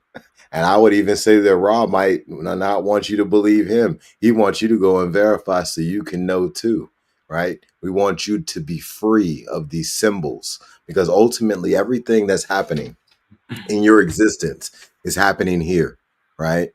And since it's happening here, then what we're talking about happening on a consistent basis is electrical impulses, right? We're talking about flashes of light, right? And in that space, if that's what's happening, we want to control those electrical impulses, which we could call suggestions. We want to make sure that those electrical impulses are electrical impulses of truth, right? And the best way to achieve that is to make sure that all of those electrical impulses, which could be likened to suggestion, right? Or excuse me, let's say that the bulk of them, right? And repetition, they are of righteousness. They are of absolute truth, right? So you would need to be eating truth. You would need to be watching and listening to truth. You need to be reading truth. You need to be talking truth, right? You need to be thinking truth. You need to be walking truth, right? Brushing your teeth with truth, right? Cooking truth. Every part of your existence, focus it on truth and righteousness. And what will happen during this time is the reveals that you will need to give you what you need to achieve getting through the next 9 years, which are going to be some heavy years. You will have it. It will be the goat's blood over the door, right? But it starts with knowing truth, and really how you achieve that best is not necessarily listening to Ferdinand talk. It's more so No, purity. listen, man. You have to have the good spell. You have to have the God spell. That's one thing that yeah, man. I would just, man, this is amazing. And seemingly, right, not to jump to this, but I see you just put it on the screen, and it's appearing to me that somehow the land of America and its position they knew it was there because of the position in the stars, in the constellation. Because this is where You're looking at it right there on Wikipedia. yeah. So it's like they mapped out America based off studying the stars. What type of snapple tap is that? So this is where, and you called it the seven stars, and then I seen it somewhere else, what you said, the city of the gods, or the seven stars of the gods. So this is where, once again, we cannot not bring up Messianic. You see, it's almost like no rabbit hole we can't go down, because if they were studying the stars, most likely they was of some sort of a Messianic order. You know what I mean? And somehow our ancestors were too. The natives were Messianic. The Dogons were of a Messianic. Anybody who is star studying and then mapping out what's below based off the stars, including the Ferdinand, is dealing with a higher order. Consciously or unconsciously, in a group, blood pack or no pack, it doesn't matter at all. So to see that, once again, my brother right here I've never heard of this word, and the fact that they was mapping out this word of the North Hemisphere over here based off of the Big Dipper and star systems calculations. This is, come on, man. That's yeah. So when you talk about astrology now, and then you talk about even this one right here, and when you yeah, man, this is crazy. And when you talk about how important that astrology is, and then how we're headed into the Gemini for the next several years with Uranus, how can you deny that as above, so below is so important to not just study the below? Because these guys of these so-called higher orders, or the people who so-called control, this is what they are studying. And like Ferdinand said, and we talked about the last episode, they're specifically choosing dates. So if it's good enough for the people who conquered the whole world, how is it not good enough for you? And this, thank you for showing me this, because it makes me, even though sometimes you need even more, like just aha, just like to crack that paradigm. So you really do understand the relationship between the stars, the heavens, and the earth, because this is further showing you. You know what I mean? So that's all. I would just bring it up looking on my other screen, and you just brought it on. And yeah, man. So more truth. Another rabbit hole. Right. It definitely is another rabbit hole. And there's been many names of this land, as all lands have had many names. But what we need to come to terms with is what we know of America, most of us anyway, is very little. And we should be asking ourselves, why is it that we know very little? We have pyramids or mounds, whatever you want to call them, up and down the Mississippi Valley. The true story of Wakanda and the Black Panther nations, that's of this land. And Wakanda is in Kansas. Anybody who wants to go and see it, go to your map and type in Wakanda Springs on your phone, on your Maps app. And it'll pull up Wakanda Springs right there in Kansas. You can even go and look at Wakanda Lake. If you want to pull it up, Raw, for them to see. Are you serious? Go ahead and show it to them.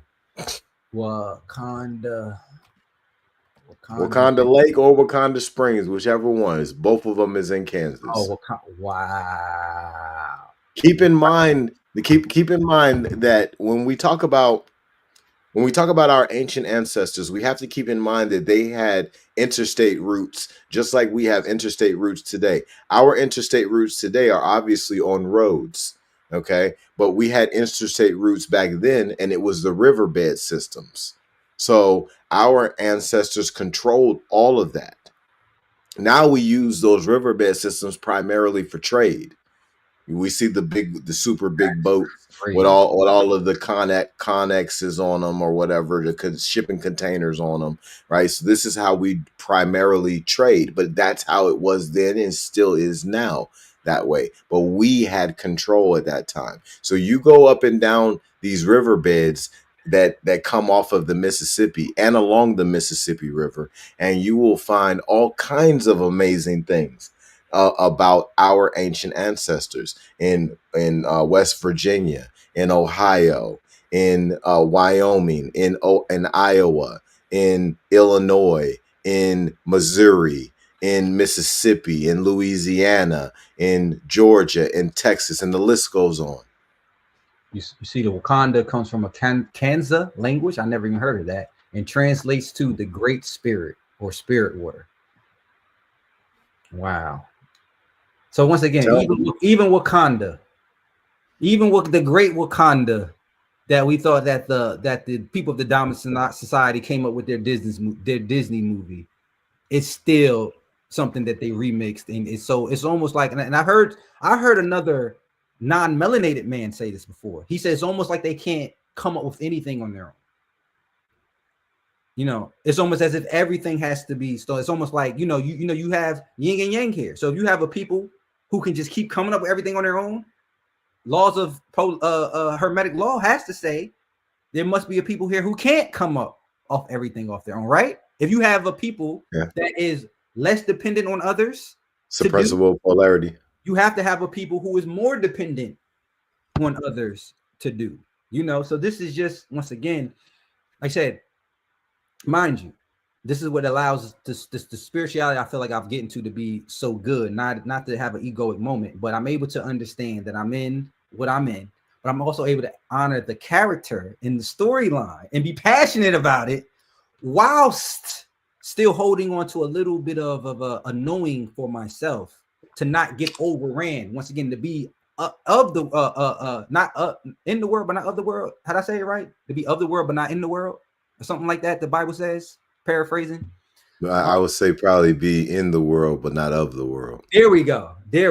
Be I in think the you got world. it right first on the first time. Yeah. But not of the world. But once again, when I'm telling you guys based off the research, and then just to go back to what he said, it's so important because there is something going on with the so-called Bible that is coinciding, and Ferdinand, based off his own independent research, his ideas are also coalescing with me that we're in the revelational period of the biblical scripture. And it's not, even though it's allegory, somehow it's allegorically true when it comes to certain parts. You know what I mean? But it does say that the last will be first and the first will be last, right? And it does specifically call out a particular people. Now, there are many people and many tribes in the Bible, but there was one tribe above all that just had God's heart the most, and that he made certain promises. And even if you go look at certain parts of the Old Testament, the reason why even continuing into the New Testament, the so-called tribe that he loved the most, that they were still going through it, he's already satisfied his commitments to other tribes. There's only one tribe who really hasn't been fully rectified. And there's certain conditions, and you talked about this before, that tribe was going to have to go through. And it mentions specific things. It mentions specific periods of time, and when you add all of these things up, it's only one group of people that actually fits what is being described in the actual biblical text. So this is why it's so important for us to be having this conversation. Because when we understand, when we're already in the spotlight, we already live rent free in everyone's minds. If you are a so-called Black American and you live rent free in everyone. Why do you think that is? What is it about you? And once again, I love all my people, to where even an African would know that he's on the totem pole, but I'm not you though. I've had Haitians, even friends, that tell me, yes, but I'm not a Black American. So it's something even amongst people who look like us, to where we live rent free on their minds as well. You know what I mean? So this is why it's important, because it seems to be something. Tell you what it is. Go ahead. I know it was the blood. I know it was the blood. I know it was the blood that saved me. One day when I was lost, he died upon the cross. I know it was the blood that saved me. Go a little And think further. about how history used to be song. Why would you make a song about the blood? What's Mm, so important about the blood? mm, mm, exactly. Exactly. And once again, black people of America, right? You are a special people, even if it was even if it wasn't by coincidence, it was by choice. Why? Because you've been eugenics. Look at Henrietta Lacks.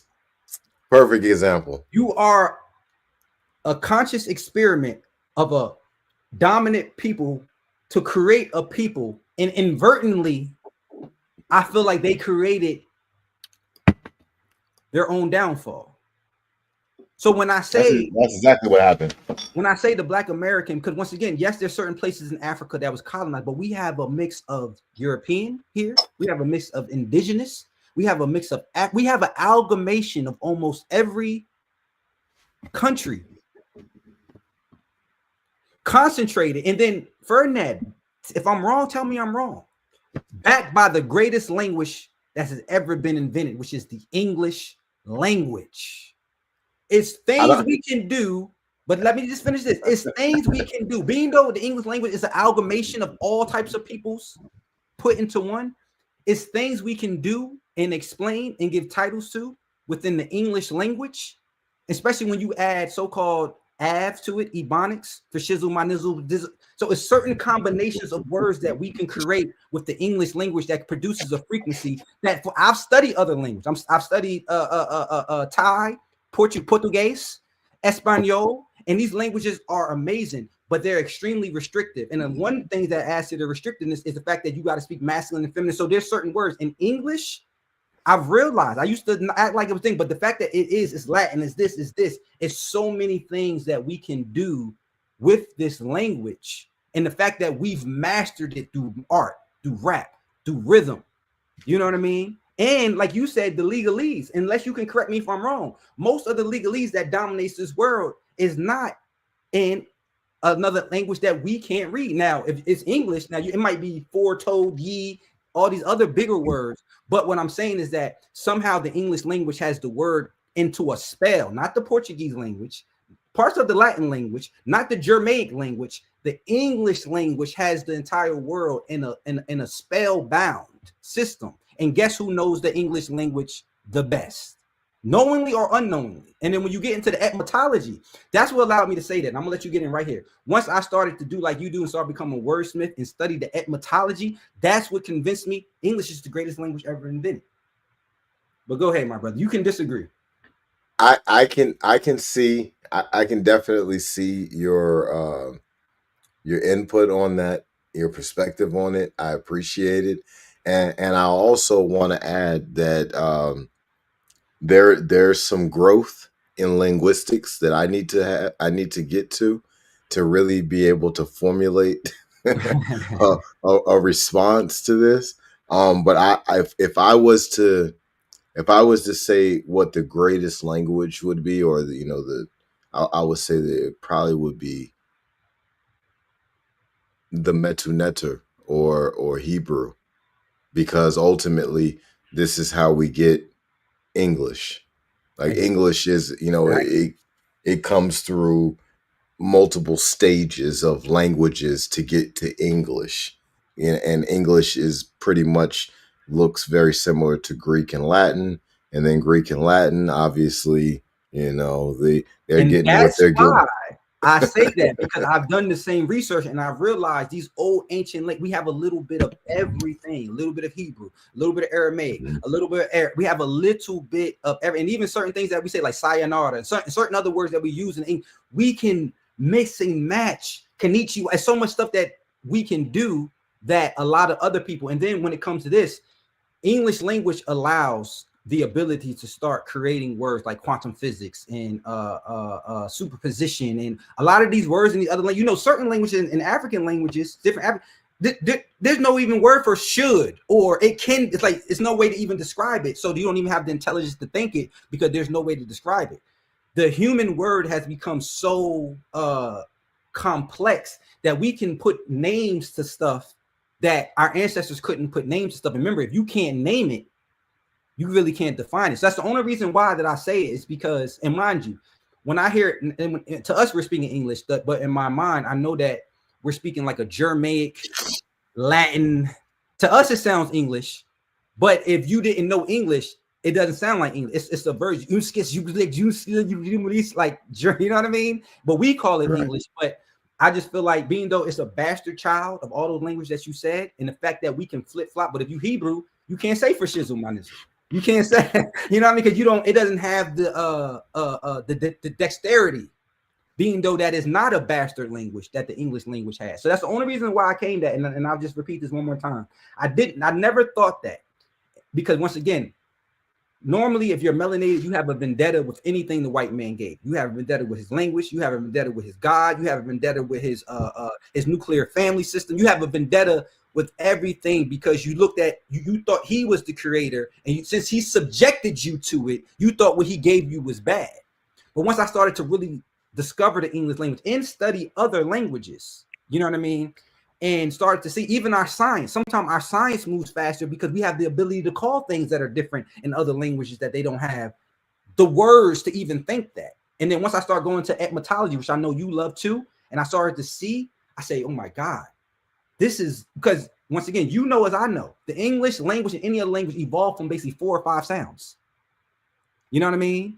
When you go down to the basis of it, it's like 4 or 5 primordial sounds that all these things evolved from. And then we kept taking, it's all about frequency, deeper and deeper, and adding more complexity to the sounds. Because why? Life became more complex, and we needed a different way to say, okay, yes, that's a shoe, but it's red and it has laces. And it had, so therefore it being a shoe was no longer good enough. I had to figure out a way to give it more colors and words. So that's why language kept developing as we have it now. So that's the only reason why I said that, because I realized even when you're doing certain spells, the reason why we could say certain spells that might be in Latin so good, because English is damn near Latin based, or some of these other things. So it kind of gives you the best of all the worlds when you really start to break down what English is and all these ancient words that we now just merge into one. You know what I mean? So I said all I had to say this: the first shall be last, and the last shall be first. The head shall be the tail, and the tail shall be the head. So who has been the head all for these past the last era, maybe past 600-700 years? You know what I mean? What has been mostly the head language. So if it does flip, and the poles does flip on his head, out of all the people on the planet, to take the position that's been flipped and to take the white English that and to flip it to the melanated, who's the best people to fall right in line if English in the so-called American system has been dominating the whole entire world? And now we know even the American values weren't American values. They were native values. America, the Europeans, just had a better marketing system. You know what I mean? Well, I would say that when we look at how there's about to be a change of, well, there is a change of the guard that's happening in real time.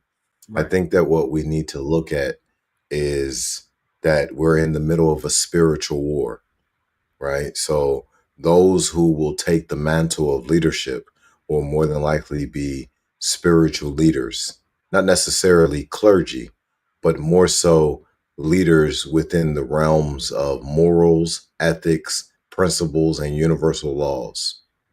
It won't necessarily be about religion, although religion will play its own role within all of this. It will be much more about how people choose to live, and that will give them the reveals that they need to be properly prepared for whatever their roles may be. Obviously, that will require a lot of studying. That will require each person to do a culmination of all that they have learned in leadership to be able to serve in these roles, because we're talking about the equivalent of presidents, the equivalent of prime ministers, the equivalent of governors and mayors and city councilmen, the equivalent of CIA agency directors, the equivalent of Secretary of States, and so many other organizations and agencies that where we will need leadership to step in place, right? So as the head becomes the tail and the tail becomes the tail that's becoming the head needs to be thinking about these things. You know, if the earth is being turned back over to the ancient bloodlines, then the leaders of the ancient bloodlines need to make sure they are stepping up in their knowledge and stepping up in their preparation abilities so that when the opportunity is actually there, it's on the table at that point. Now you can step into it and there's not much of a learning curve. You're prepared. This is the challenge of today. And what Uranus and Gemini does for us is it creates enough confusion with what has not been working. It creates enough destruction with what has not been working to allow us a stage of that destruction to stand on top of. If we have earned that ability to stand on top of it. But part of all of that is knowing the truth. Part of all of that is understanding the earth. Part of all of that is understanding this carbon-based cybernetic machine. Part of all of that is having deep core desire for absolute truth and righteousness. It says in Revelation chapter 2, verses 24 through 29, it speaks about those inhabitants of Thyatira who have been living Satan's ways. And it speaks about those who have not been living those ways, and who have taken the time to make a change in the way that they live, right? So I'm paraphrasing at this point, but I'm just letting y'all know. Wow, we got a bunch of comments. I didn't even realize it. I see Ace Thrival is on it. But yeah, it speaks about those who have been living in righteousness, that there's not going to be any more burdens imposed upon us. Like, look at the conversation that you and I are having right now. We were just talking about if this conversation would have happened 50 years ago on a public platform, like both of us probably be hanging from a rope, right? Well, at the end of the day, what we got to start to realize is this is no more burdens being imposed upon us. And what we have to do at this point is hold on to what we have. And as long as we do that, because the Lord is coming back, right? So who is the Lord? The Lord, and you were just talking about how your ascendant is in Capricorn, right? Yeah. Do you know what planet rules Capricorn? Yes, sir. Saturn, right? The Lord of Karma, the father of the planets of the zodiac is Saturn. Okay, so when Saturn comes back, I'm going to gift each of those righteous who have held on to what they got with a scepter of power over nations and give them the morning star. This is what it says in Revelation. For everybody out there who's listening, I know I'm over here drinking these wine coolers, but I'm telling you off the top of my head, I'm paraphrasing. This is what it says in Revelation chapter 2, verses 24 through 29. And it talks about how those righteous who are gifted a scepter of power over nations, they will also be gifted the morning star. The morning star is our sun. Imagine having the power of the blessing to be able to harness the power of the sun, the power of life on this planet, right? Well, this is what Revelations chapter 2, verses 24 through 29 explains. Okay, and what we've got to start to understand is iron scepter over nation. The morning star. Whoever has ears, let them hear what the Spirit says to the churches.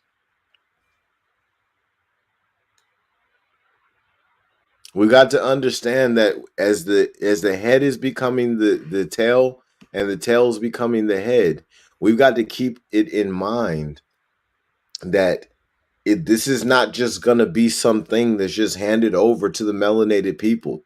to the ancient bloodlines. They're not just going to be handed this. No, you're going to have to be able to hold what you're handed. Like if somebody handed you a 150-pound dumbbell, I'm pretty sure unless you lift weights on a regular basis, you're going to have trouble holding that jank. Right. Well, this is about to be a 10,000 weight dumbbell, but it is our birthright. Yeah. And what we need to wake up and do, everyone out there who's listening, wake up and understand that you are being gifted what is yours, but you got to do the work. You got to stand up and show that you about this work, because this work is high-level leadership work. This is transformative leadership work. Facts. We've got to understand how the waters of the earth work. We've got to understand how the tectonic plates work. We've got to understand we got to understand this periodic table right here. We got to understand this right here. Okay? We've got to understand those things very, very well. We've got to understand how the stars move, how they work, how they help us predict times of floods or times of tides rising. We've got to understand all these bits and pieces. We've got to understand treaties. We've got to understand trade routes. We've got to understand tide flows. All of these things are going to be necessary for high-level leadership. And understand that every single one of us who chooses to be prepared during this time, all this time of Uranus and Gemini, that 8-year period, July 2025 through May 2033, that is a time of preparation. There's going to be a whole lot of leaders who are not going to be here in 2033. They're going to need the world is going to need leaders that are prepared, leaders who have a plan, leaders who have know-how and don't necessarily need to go to the books. It's here already. They've already been practicing it. Not just practicing it in their head, they've been practicing it on land or on sea or in the air or whatever it is that they've been doing.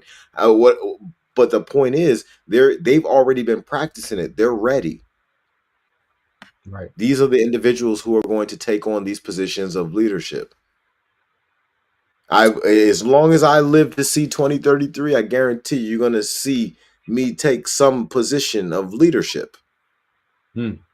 Because at the end of the day, it's not necessarily going to be because Ferdinand wants to be in a leadership position. It's going to be because at least a third of the world is gone. Maybe even 2/3 of the world is gone. Well, who leads us into that reconstruction period? There may be many more who are capable, much more capable than Ferdinand, and much more capable than Ra, and much more capable than quite a few other people out here. Maybe much more resourceful. But if they are not living the armor of God that is talked about in Ephesians 6, they are more than likely going to suffer the wrath of Ezekiel 13. They're more than likely going to suffer the wrath that is talked about all through Revelations. And one thing I add to that sauce is that, a lot of times we look for the outside to bring us something. But in the Bible, it told you multiple times, whoever is going to come, he's going to be risen up from amongst you. You know what I mean? He's going to be risen up from amongst you. He's going to be like a brother. He's going to be someone so close to you. And when he tells you the truth, you're going to look at him and say, who, Ferdinand? I've known you since high school. Like, what are you went to high school with me, bro. We used to do this. We used to do that. Like, what are you talking about? Because they think of this perfect righteousness. They don't understand that even in Jesus came back in the Bible to take on the sins of man, to become man, and to go through. They say, oh, he was sinless. How was he sinless when he went through every affliction of sin, including the fear of that he can die? He had to go through that last thing. So it's always going to be someone who is similar and looks like you, who God raises them up from amongst. So when you see people like me or Ferdinand talking, once again, and if you're like me, it ain't even that something that you want to do. You're compelled to do it. Absolutely. You know 100%. what I mean? Yeah. So it's almost like it's out of our hands at this point. You know what I mean? Because, and it's not that we're better. It's just a certain system that the all or source has when it comes to raising one collective consciousness into another collective. And it's already been cited that we're outside of the Piscean age and we're going to another age. And when you go to the other age, the universe does it the same way. It sprouts up saints or speakers from amongst, not to say like Christ did. Y'all are confusing the separation. We're telling you we're no separate. You know, and we're telling you just because we know this information doesn't mean that we're different from you. We've just been not, I don't feel like I've earned this. I feel like I've been gifted a position.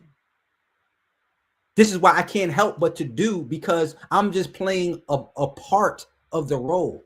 No higher, no low. We all have different parts and pieces. And the only way that the pieces of the puzzle was going to come together for the masses of our people, they have to hear the good spell. You know what I mean? And then you have to hear when you say you're no different from me and you will do greater works than I, you know, and this is what we're up here doing. We're just more so, once again, it's not about being ahead of everyone, but every part, if there is consciousness, they always send someone who is amongst them, who looks like them, who talks to them, who comes from the same conditions that they have arrived from, to show them that there is another way. So that's the only thing that we're doing. Like he says, you already know, and he talks about it a lot. That's another episode of Akashic Records, but we're just here to remember and remind. That's what we're doing. But for whatever reason, Ferdinand and I cannot help to do what we're doing. Even if we were so-called had $1 billion and you didn't have, it's still something within inside of us that does not feel whole unless we get on here and just let the word crack out to what's going on inside of it. And I know you feel the same way, because you know, I want to touch on that. Go ahead, touch it. Ain't no more coffee. Uncle Ben said, with great power comes great responsibility. You know, and I've often said this on the podcast, and many people probably think it's kind of cliche that I'd be bringing up some Spider-Man references, right? But the reality is, when you've been touched by the hand of Netter, when you've been touched by the hand of God, and the reveals that you have received has been, the keys to all doors have been unlocked. All knowledge is available to you. And you come from a group, you come from a tribe of people where you have experienced a bunch of the setbacks and a bunch of the same wins. And you come from the same thing, and you have family members that are close, and all the you sit back and you see the way forward, and you can see how there is destruction coming. And at that point, you have to think to yourself, how do I want to handle this? See, for me, it's not just that I can see destruction coming. It's also that I've lived in a combat zone for a couple of years. Talk to him. Talk to him. When you see combat firsthand, when you see the destruction that it brings, it's hard to sit back and say, all right, I know something, and people gonna think that I'm crazy. They gonna talk about me behind my back. No, like, I know that if I don't say something, if I don't stay on people about this, I know that I didn't help 5 people. I know that I didn't help 2 people. I know I didn't help 10 people. It might be a small number that I didn't help, but I know I had the ability to help 1 person. And I know that what's coming is so heavy that there's no way that they could have been prepared unless I would have told them within a certain amount of time. So now what I have to take on in my mind is the understanding that this is not only an opportunity for me, this is a duty to give this information. And people can say whatever they want to say, but this is part of my responsibility. And in the space of that, as long as I do it righteously, I'm going to be properly protected. I'm going to be good. Right. Everything's going to work out just fine, because what I'm doing is I'm giving saving power to the people. Mm, mm. And like I said, man, stuff that you're doing up there in Virginia with the farming and everything else, man. Like even when I showed you the scripture where it said, in the end of times, 7 women will cling to one man. You know what I mean? Because once again, it's not even about being negative. Even if you understand pattern recognition, you understand destruction is part of birth. So there is a new birth, there is a newborn, there is a new Jerusalem, there is a new heaven that is trying to come through. But before something else new can come through and take its space, one thing has to be destroyed. This is just the cycles of life. So and once again, shout out to you, because that nailed it down even more. When you're talking to someone who's directly been in military conflicts and been in the military industry, and like you said, you've seen war up front. That's a different perspective than the nigga that's only played Call of Duty. That's it, you know what I mean? So you have a different level of entrenchment in war like environments to be able to predict versus a regular lazy man that war's coming. So that made me take what you say. Not that I wasn't taking what you say. I come on here every week with you, so obviously I think you're saying something truthful. But it makes me just appreciate your perspective a little bit more because of your ability to pattern recognition based off things that you've already experienced as a veteran, right? Absolutely. I appreciate that. Thank you very much. Yeah. So, and that's what I've told, different people that I've talked to is it's very important to understand that if a first responder or a military person is telling you about a credible threat, it's very, very important to listen to what they're saying and do your research. You might not believe in what they're talking about, and that's okay. At least do your research, because if a first responder or a military person tells you about a credible threat, that is something you should take serious. That's a fact. So, once again, and even I'm looking, we talked about seven chakras last episode. You talked about the 7 gods, I think the 7 stars. And then even in Revelation, the scripture you was talking about, Jesus addressed it to the 7 churches. Or, or it was addressed to the 7 churches. So that's just something else that I just saw, just the number 7 keep floating around, which whenever you think about the number 7 in the Bible and in many other doctrines, no matter what part of the world, think about the 7 inner planets of the zodiac, because that's what that's about. The sun, the moon, Mercury, Venus, Mars, Saturn, and Jupiter. Got you. So yeah, man, as we see, man, astrology in this is directly connected, which is beautiful because it's as above, so below. So, the things that we're just on here, once again, I do appreciate it. So I am trying to get the message out, and it might seem a little bit sadistic. I don't know what the word is, but I enjoy it. I enjoy being able to get on here and talk about these things. And just share knowledge and to just go back and forth and just give our perspective on what's happening. And like I said, people who follow, you don't even have to follow, man. Just look at, if you didn't even believe anything we're saying, you have to believe in patterns. You know what I mean? You have to believe in cycles. So we've been on like this type of cycle for this period of time. Everything, yes, relative, there's racism thing, things happening between human and human, but we haven't had a major planetary catastrophe that most humans have experienced. And once again, another reason why we're even talking about is America, the ancient land, because there's been some sort of evidence as something happening cataclysmic to the planet where everyone had to restart over again. So even some of this technology we have now, it might be something that we had once upon a time, but we're rediscovering. We're not necessarily might not be creating nothing new. Why? Because every period of cycle, there's a level of destruction to the planet, which forces us to start from scratch. So, like I said, we haven't had that type of cycle. There's other countries right now that are going through different cycles. Like imagine if you lived in Syria, you had to live with an actor, or you lived in Gaza, or you lived in we're so spoiled here in America, black, brown, or indifferent, being isolated from what Ferdinand saw firsthand, the threats of war, that we're in our own mind thinking that this golden age is going to last forever, where we can at least, it's people right now that's in their showers in America crying and talk about they're depressed because they don't have a car. Not because they don't have food or famine, or there's the Russia came, invaded, and blew up the church, and you know what I mean. So this is how spoiled in a cocoon that America has been. But that cycle can only last like that for a period of time before something has to come to wipe away so something else could be born anew.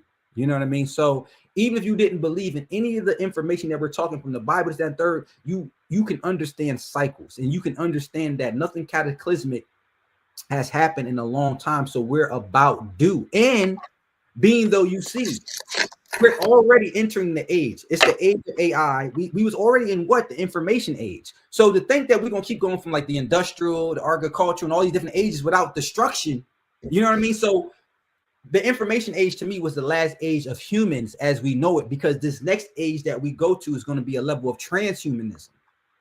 You know what I mean? But there's going to be some sort of destruction or some sort of repatterning before this newer reality or age can take in. And this is what Ferdinand is saying, that he's perceiving from his own intellectual experience through combat pattern recognition, and when he pattern recognitions through astrology, and when he parallel recognition just through what happened the last times these patterns were in this certain alignment. So I'm just trying to break it down to how it's breaking down to me, real simple, on how you should be looking for a way to make yourself self-sufficient, not as reliant, because there is going to be some sort of change that's going to happen. And it is going to get better. I do believe that. But I think that before it has to get better, it's going to get worse. And even if you didn't believe in all the esoteric, your government has been kicking a can of a reset, a financial reset down the road for the past 20 or 30 years, and is reaching to the point of instability.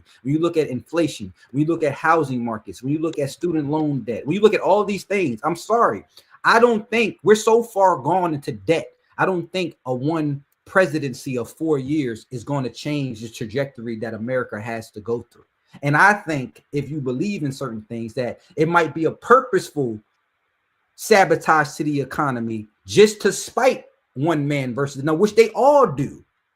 They spite to do one thing. And like he just put, South Korea, martial law. We've already experienced the light version of this during COVID, and we don't even know. So that was just, I don't even want to say the name because I don't want the channel to get, but that was just a preparatory thing for something else that's going to come more. And just, I don't know about you guys, but I heard Ferdinand this. I don't know if he was in a situation now that he was in 4 years ago when this thing happened, to where now he has some self-sustainability. But I know I definitely wasn't in a position. Right now I'm in better because I'm down south. I'm in Texas. I'm further away, but I was in a city surrounded by people. The worst place ever you want to be when something like this is going down, because in my mind, I'm living like everyone else. Like it's just going to be good forever. And I can just worry about entrepreneurship, money, all these other things, the things that you can worry about when things is good, versus when SHIT hits the fans. Now you're worried about harvesting, crop growing, solar panel, like the things to essentially live. And it is, when Ferdinand was talking earlier, it made me feel like what he was saying is he got to find 1 people, 5 people. What he is doing is what Noah did. God told him to build the ark. Noah said, can I build the ark and tell people that the flood is coming? God said, hey, if you want to, but you better build the ark.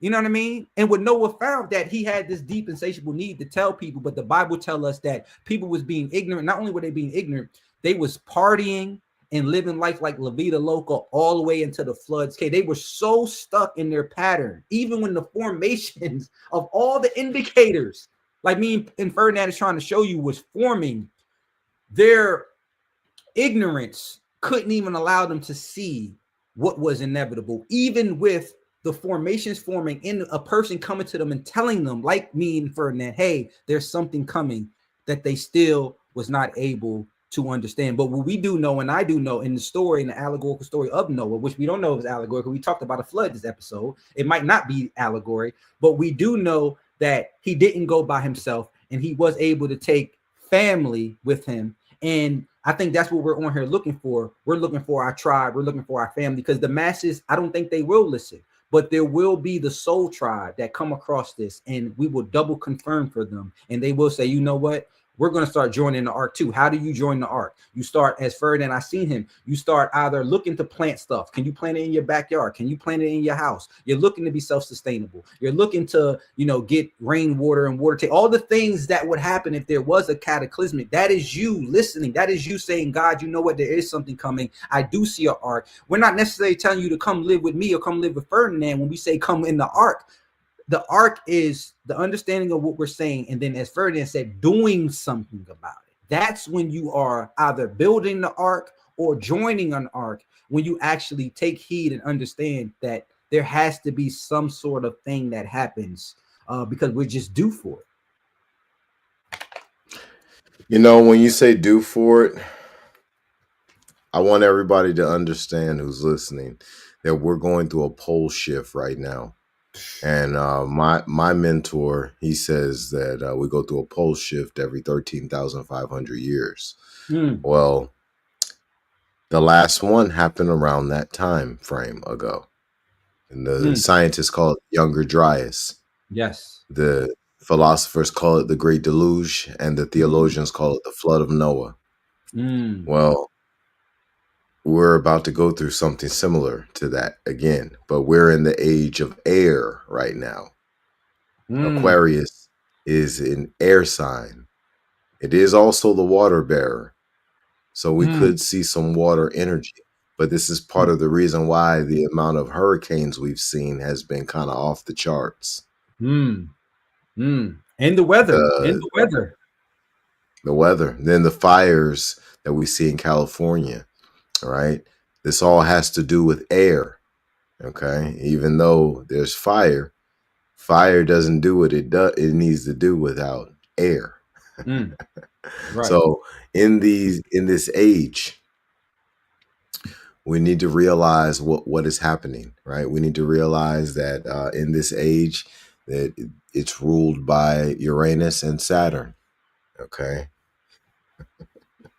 You need to get prepared, y'all. Telling y'all right now. And I've given preparation information in the past.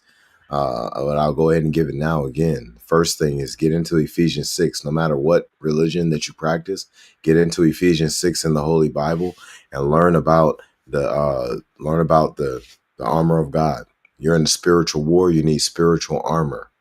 Okay. Number 2, you need to have a location that is out in the middle of a wooded area, preferably some type of a forest area, right? I mean, you can own the land. It doesn't have to be a state forest, but you want no driveway. You want to be able to build something that nobody even thinks is there. And then you want to have a whole lot of food stored there, thousands of rations minimum. If it's just you by yourself, then maybe 1,000 rations. But if you got a family, closer to 3,000 rations of food. And you want to also have gardens growing there. The last thing I would say that you want to have on your list is land navigation and map reading skills. Topographic maps to be very specific on what type of maps to use. Topographic maps. We're focused on terrain features. Understand that if roads are not available and you'd like to have you'd like to be able to travel with your family, you're going to have to do it on foot, and you're more than likely ain't going to be able to do it anywhere close to the road because it might be too dangerous. So now you're going to need to really know where you're going. So you're going to need to understand longitude and latitude. You're going to need to understand longitude and latitude based on the 4 different sections of the earth, right? Understanding Greenwich being the 0 point, the equator being the other 0 point, and then everything else kind of works from there. But also understanding declination, understanding how to shoot a grid azimuth, how to orientate your map, how to shoot the magnetic azimuth, and how to use pace count to determine distance, right? All of these different pieces of the discipline are going to be very, very important as you move forward through Uranus and Gemini, which will be from July 2025 until May 2033. right? So please, please, please take this serious. Teach your children land navigation and map reading skills. Buy them the compass, the protractor, the maps, so they can go ahead and start practicing. Because if anything was to happen with your family, you may need your children to navigate on Right. their own. Right. And in that case, you want them to already know how to do it. Because if they have to learn it in the middle of a situation that's high stress, lots of emotions, that's not a recipe for success. Yeah, man. And I was just bringing it up because we talked about the Bible, and it says literally, Satan, who is the god of this world, he's the prince of this world. You know what I mean? And then we already know Satan, Saturn, they're all the same thing. Capricorn, so some of the things that we're talking about, even the enlightened or the light bearer, or Lucifer, that even though these are distinct characters, but they've all been mashed into one kind of persona of a being. So when we're trying to tell you, literally, the Bible to me now, as I read it, is less about what has been and more about what will be. It's like a predictive somehow in this timeline. It's like making predictions of things that, so when it's telling you Satan, who is the God of this world, it was not telling you about something that happened. It was trying to tell you about something that is coming, and not the Satan who you think that it is, because you don't know astrology. Because they told you astrology is the devil. Everything's the devil. I remember they told me to meditate was the devil. You know what I mean? But when you really start to understand that the Bible is like an astrological, psychological magic book, you know what I mean? And this is the reason why so many things. The reason why do you think out of the highest people who control the world, the Messianic people, that they're doubling down on the Bible and biblical people, because there's magic in this text that was crafted by sages throughout, and then borrowed from a lot of things as well. You know what I mean? But it gives you a lot of predictions on what's actually going on in this particular time of the esoterics. You know what I mean? So I look at this as, when they say Satan is the prince of this world, I think this is the age that we're coming into, and we understand that it's Saturn. We understand that it's the enlightenment, and we're in the age of enlightenment. But we also understand, in order to be enlightened, you have to be in the shadows. You have to be in the dark. So meaning that a lot of the ugliness and shadowness energy that men was having over the past Piscean age, that they were able to effectively hide, because the powers that be have been able, under the Piscean coverage, have been able to effectively hide. But in Ferdinand, once again, the spirit is telling me this in some of our research, but I know because you've been looking at the stars, we are now in certain alignments where they won't be able to hide for long. Even the biblical scriptures where it talks about the false Jews, the one who calls themselves that are not. We are in that time, and you see the tiny hat people are starting to get a lot of pressure from around the world now. A lot of people now are questioning them that maybe weren't questioning them as much, because everything that wasn't in this timeline centered in the objectivity of the timeline is going to be shaken and revealed. And just like gold and dirt, the dirt has been on the top, but if you shake gold and dirt enough and you sift enough, what rises to the top?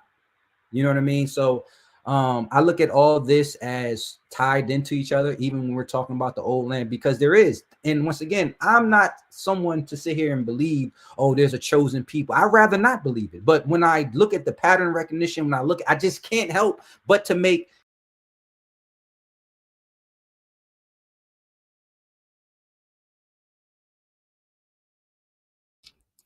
Oops, looks like we've lost Ra. Well, we went down the rabbit hole for a long time, y'all. So on our next episode, episode 11, we'll be coming with our second episode of the 7 series of America's Ancient Land. And it looks like we got Ra back. Whoa, I don't know what happened. They was hating, but look at the time. We've been live for 2 hours and 22 minutes and 22 seconds when I caught it. I came back on. It was at 2:22:22. I swear to God. I looked at the time. Right. At 2 hours, 22 minutes and 22 seconds. So look, y'all think we BSing, man. You think that's a coincidence? I'm trying to told you. You know what I mean? The universe is offering numerical.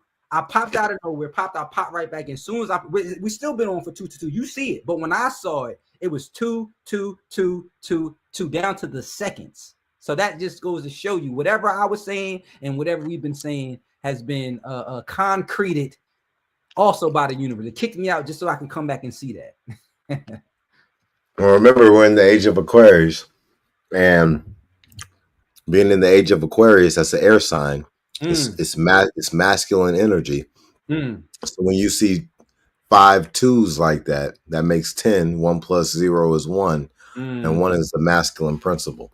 mm, Right. So this See? is another, one of the ways to look at it. There's a few And you different ways to look at it. have to look at it these ways. So, once again, man, this is always fun when we get up here and just chop up the information. And it is all relevant. It's all relevant to what we're talking about in this timeline and what we feel like is purposeful or intentful for us in this timeline. You know what I mean? To the kind of work that we feel like we should be doing. And I do know that for whatever reason, I'm compelled just to share what's inside of me, whether it's right, wrong, or indifferent. I'm not begging no one to believe us or to force the, but I just feel compelled to add my voice to the conversation, even if one person sees it or no people see it. You know what I mean? And once again, I hate to be the person that says, "Well, told you so," because time is going to ultimately tell everything. And once again, I don't want to keep bringing up other things, but when you look at the World Economic Forum, when you look at everything the world is saying, it's all screaming that there's going to be some sort of change of guard. And before the change of guard is there is going to be trials. And the Bible is saying it. Well, this thing I was saying is the Masonic orders. And I know a lot of people who are in the group freeze and whatever the case is, out of all the so-called texts that they can use, in ancient texts that they can use, it's a reason why they use the Bible. Even in these orders that believe above the stories in the Bible, they still use it because for whatever reason, when it comes to this particular timeline, and there's a lot of things that coincide with this book that you can't get out of some of these other religions, the Buddhists, the other, that they're not for whatever reason, the New Testament and Revelation, some of these other scriptures and ancient people, they don't have these particular texts. You know what I mean? So it's something about that book and the fate of this world that is directly connected, and is not connected in the ways that you've been taught that it's connected. It's connected into some other way that where I don't even know if the people so-called at the top understand it, but they understand it enough to utilize it and to harvest the energy the best way that they can, And then another thing that I'll say to, our fellow, people here on this so-called continent in America, once you start seeing over these next few years how we're going to become under even more of a microscope. And you already look at it right now as we speak, some of the so-called top men in entertainment space, et cetera, et cetera. We're going to be under such a crazy microscope by every nation of this country. It's going to kind of, at least hopefully, force you to ask yourself, who am I? Who are we? And why are we living rent-free in everyone's mind? Everybody needs to be thinking about that one right now. Real rap. That's all. We really are living rent-free in a whole lot of people's minds. And why when it comes to you, why are you the most gaslit? Why can someone from another country come here and tell you you don't have a culture? And why, when you say things, and why do they gaslight you with stuff that's amazing? Even though, once again, we know fried chicken isn't healthy, but it's delicious. And it's KFCs all over the world. They tell you, oh, you like eating watermelon. That's not a culture. Why? Why is your foods and your dances and your stuff culture? But when we introduce ours, it's not a culture. We don't have a culture. You know what I mean? Why can they look you dead in your eyes and you can list everything your people has contributed to create culture, and they tell you that's not a culture? From the non-melanated to the melanated, they all say the same things. They look at you and they tell you the tails of the head. They tell you you're nothing and you don't have a culture. And even this culture, they'll tell you that's not culture. Western psychological conditioning is really the answer.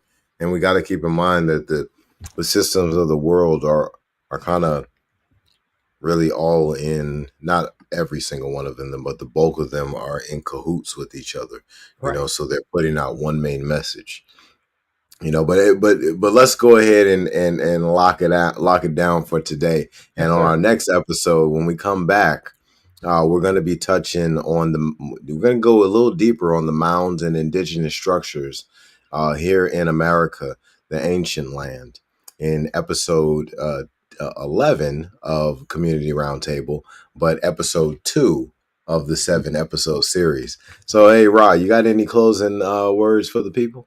Hey, no, like I said, this was just a warm up, guys. Like I said, it's so much to further dive, but we had to start in the beginning. Because, like I said, to me, before we start diving into the ancient 10, 20, 30, 40, that we have to tell you why is it relevant. And we kind of started up front, letting you know this is about you. This is a story about you. This is a story that has been hidden, that has been perverted, that has been changed. And like once again, we're bringing up the Bible because we feel like this is a story about you, and it's important for you to have a basis of understanding that everything that we talk about subsequential to this, like he said, the blood is in the blood. And I'm telling you, so-called Black Americans of this land, you have the blood of those ancient wonders, all of the what you call the S word that they describe with the seven gods. The most ancient royal bloodline that's ever existed on this planet, and the Europeans used to call Septentrional. There we go. So there is a low-key jealousy that you're inhabiting this land. There's a low-key hateration that you're inhabiting this land, and you're in your original land. And there's a lot of deception.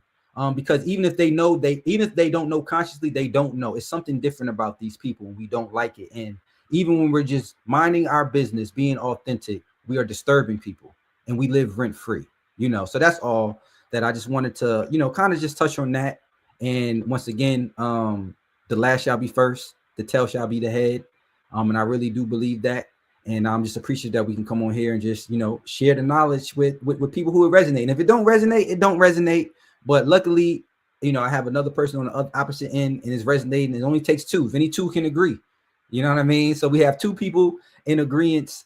So that means that there must be some sort of understanding to what we have to say. So that's all. Well, my brother, I appreciate every one of your measures, all of your wisdom. Thank you very much for coming through tonight and giving this great information, all that research that you did. Tell me the name of the doctrine again. The doctrine of discovery, which the was doctrine of discovery, the precipice that allowed Columbus to discover, and all the other European nations to discover all the Aboriginal lands, and to deny it already included that the indigenous will be on there, and they only have the right to occupy. So it's look it up. It exists. It still exists in our current standing U.S. government. It's been used as of recently of 2005 in the Supreme Court against the indigenous Americans when it came to land rights, because as soon as the indigenous get further enough in their land claims, they always bring out the doctrine of discovery, which states if you are Aboriginal or if you consider yourself indigenous, you have no rights to this land. Listen, y'all heard it here. All right, check this out. Next episode, we're going into the mounds. We're going into the indigenous structures of America, the ancient land, right here in the United States of America. Listen, we're about to dive deep. All right, tune in. We're going to be back here Monday, 6 p.m. Y'all take care and expose your gift.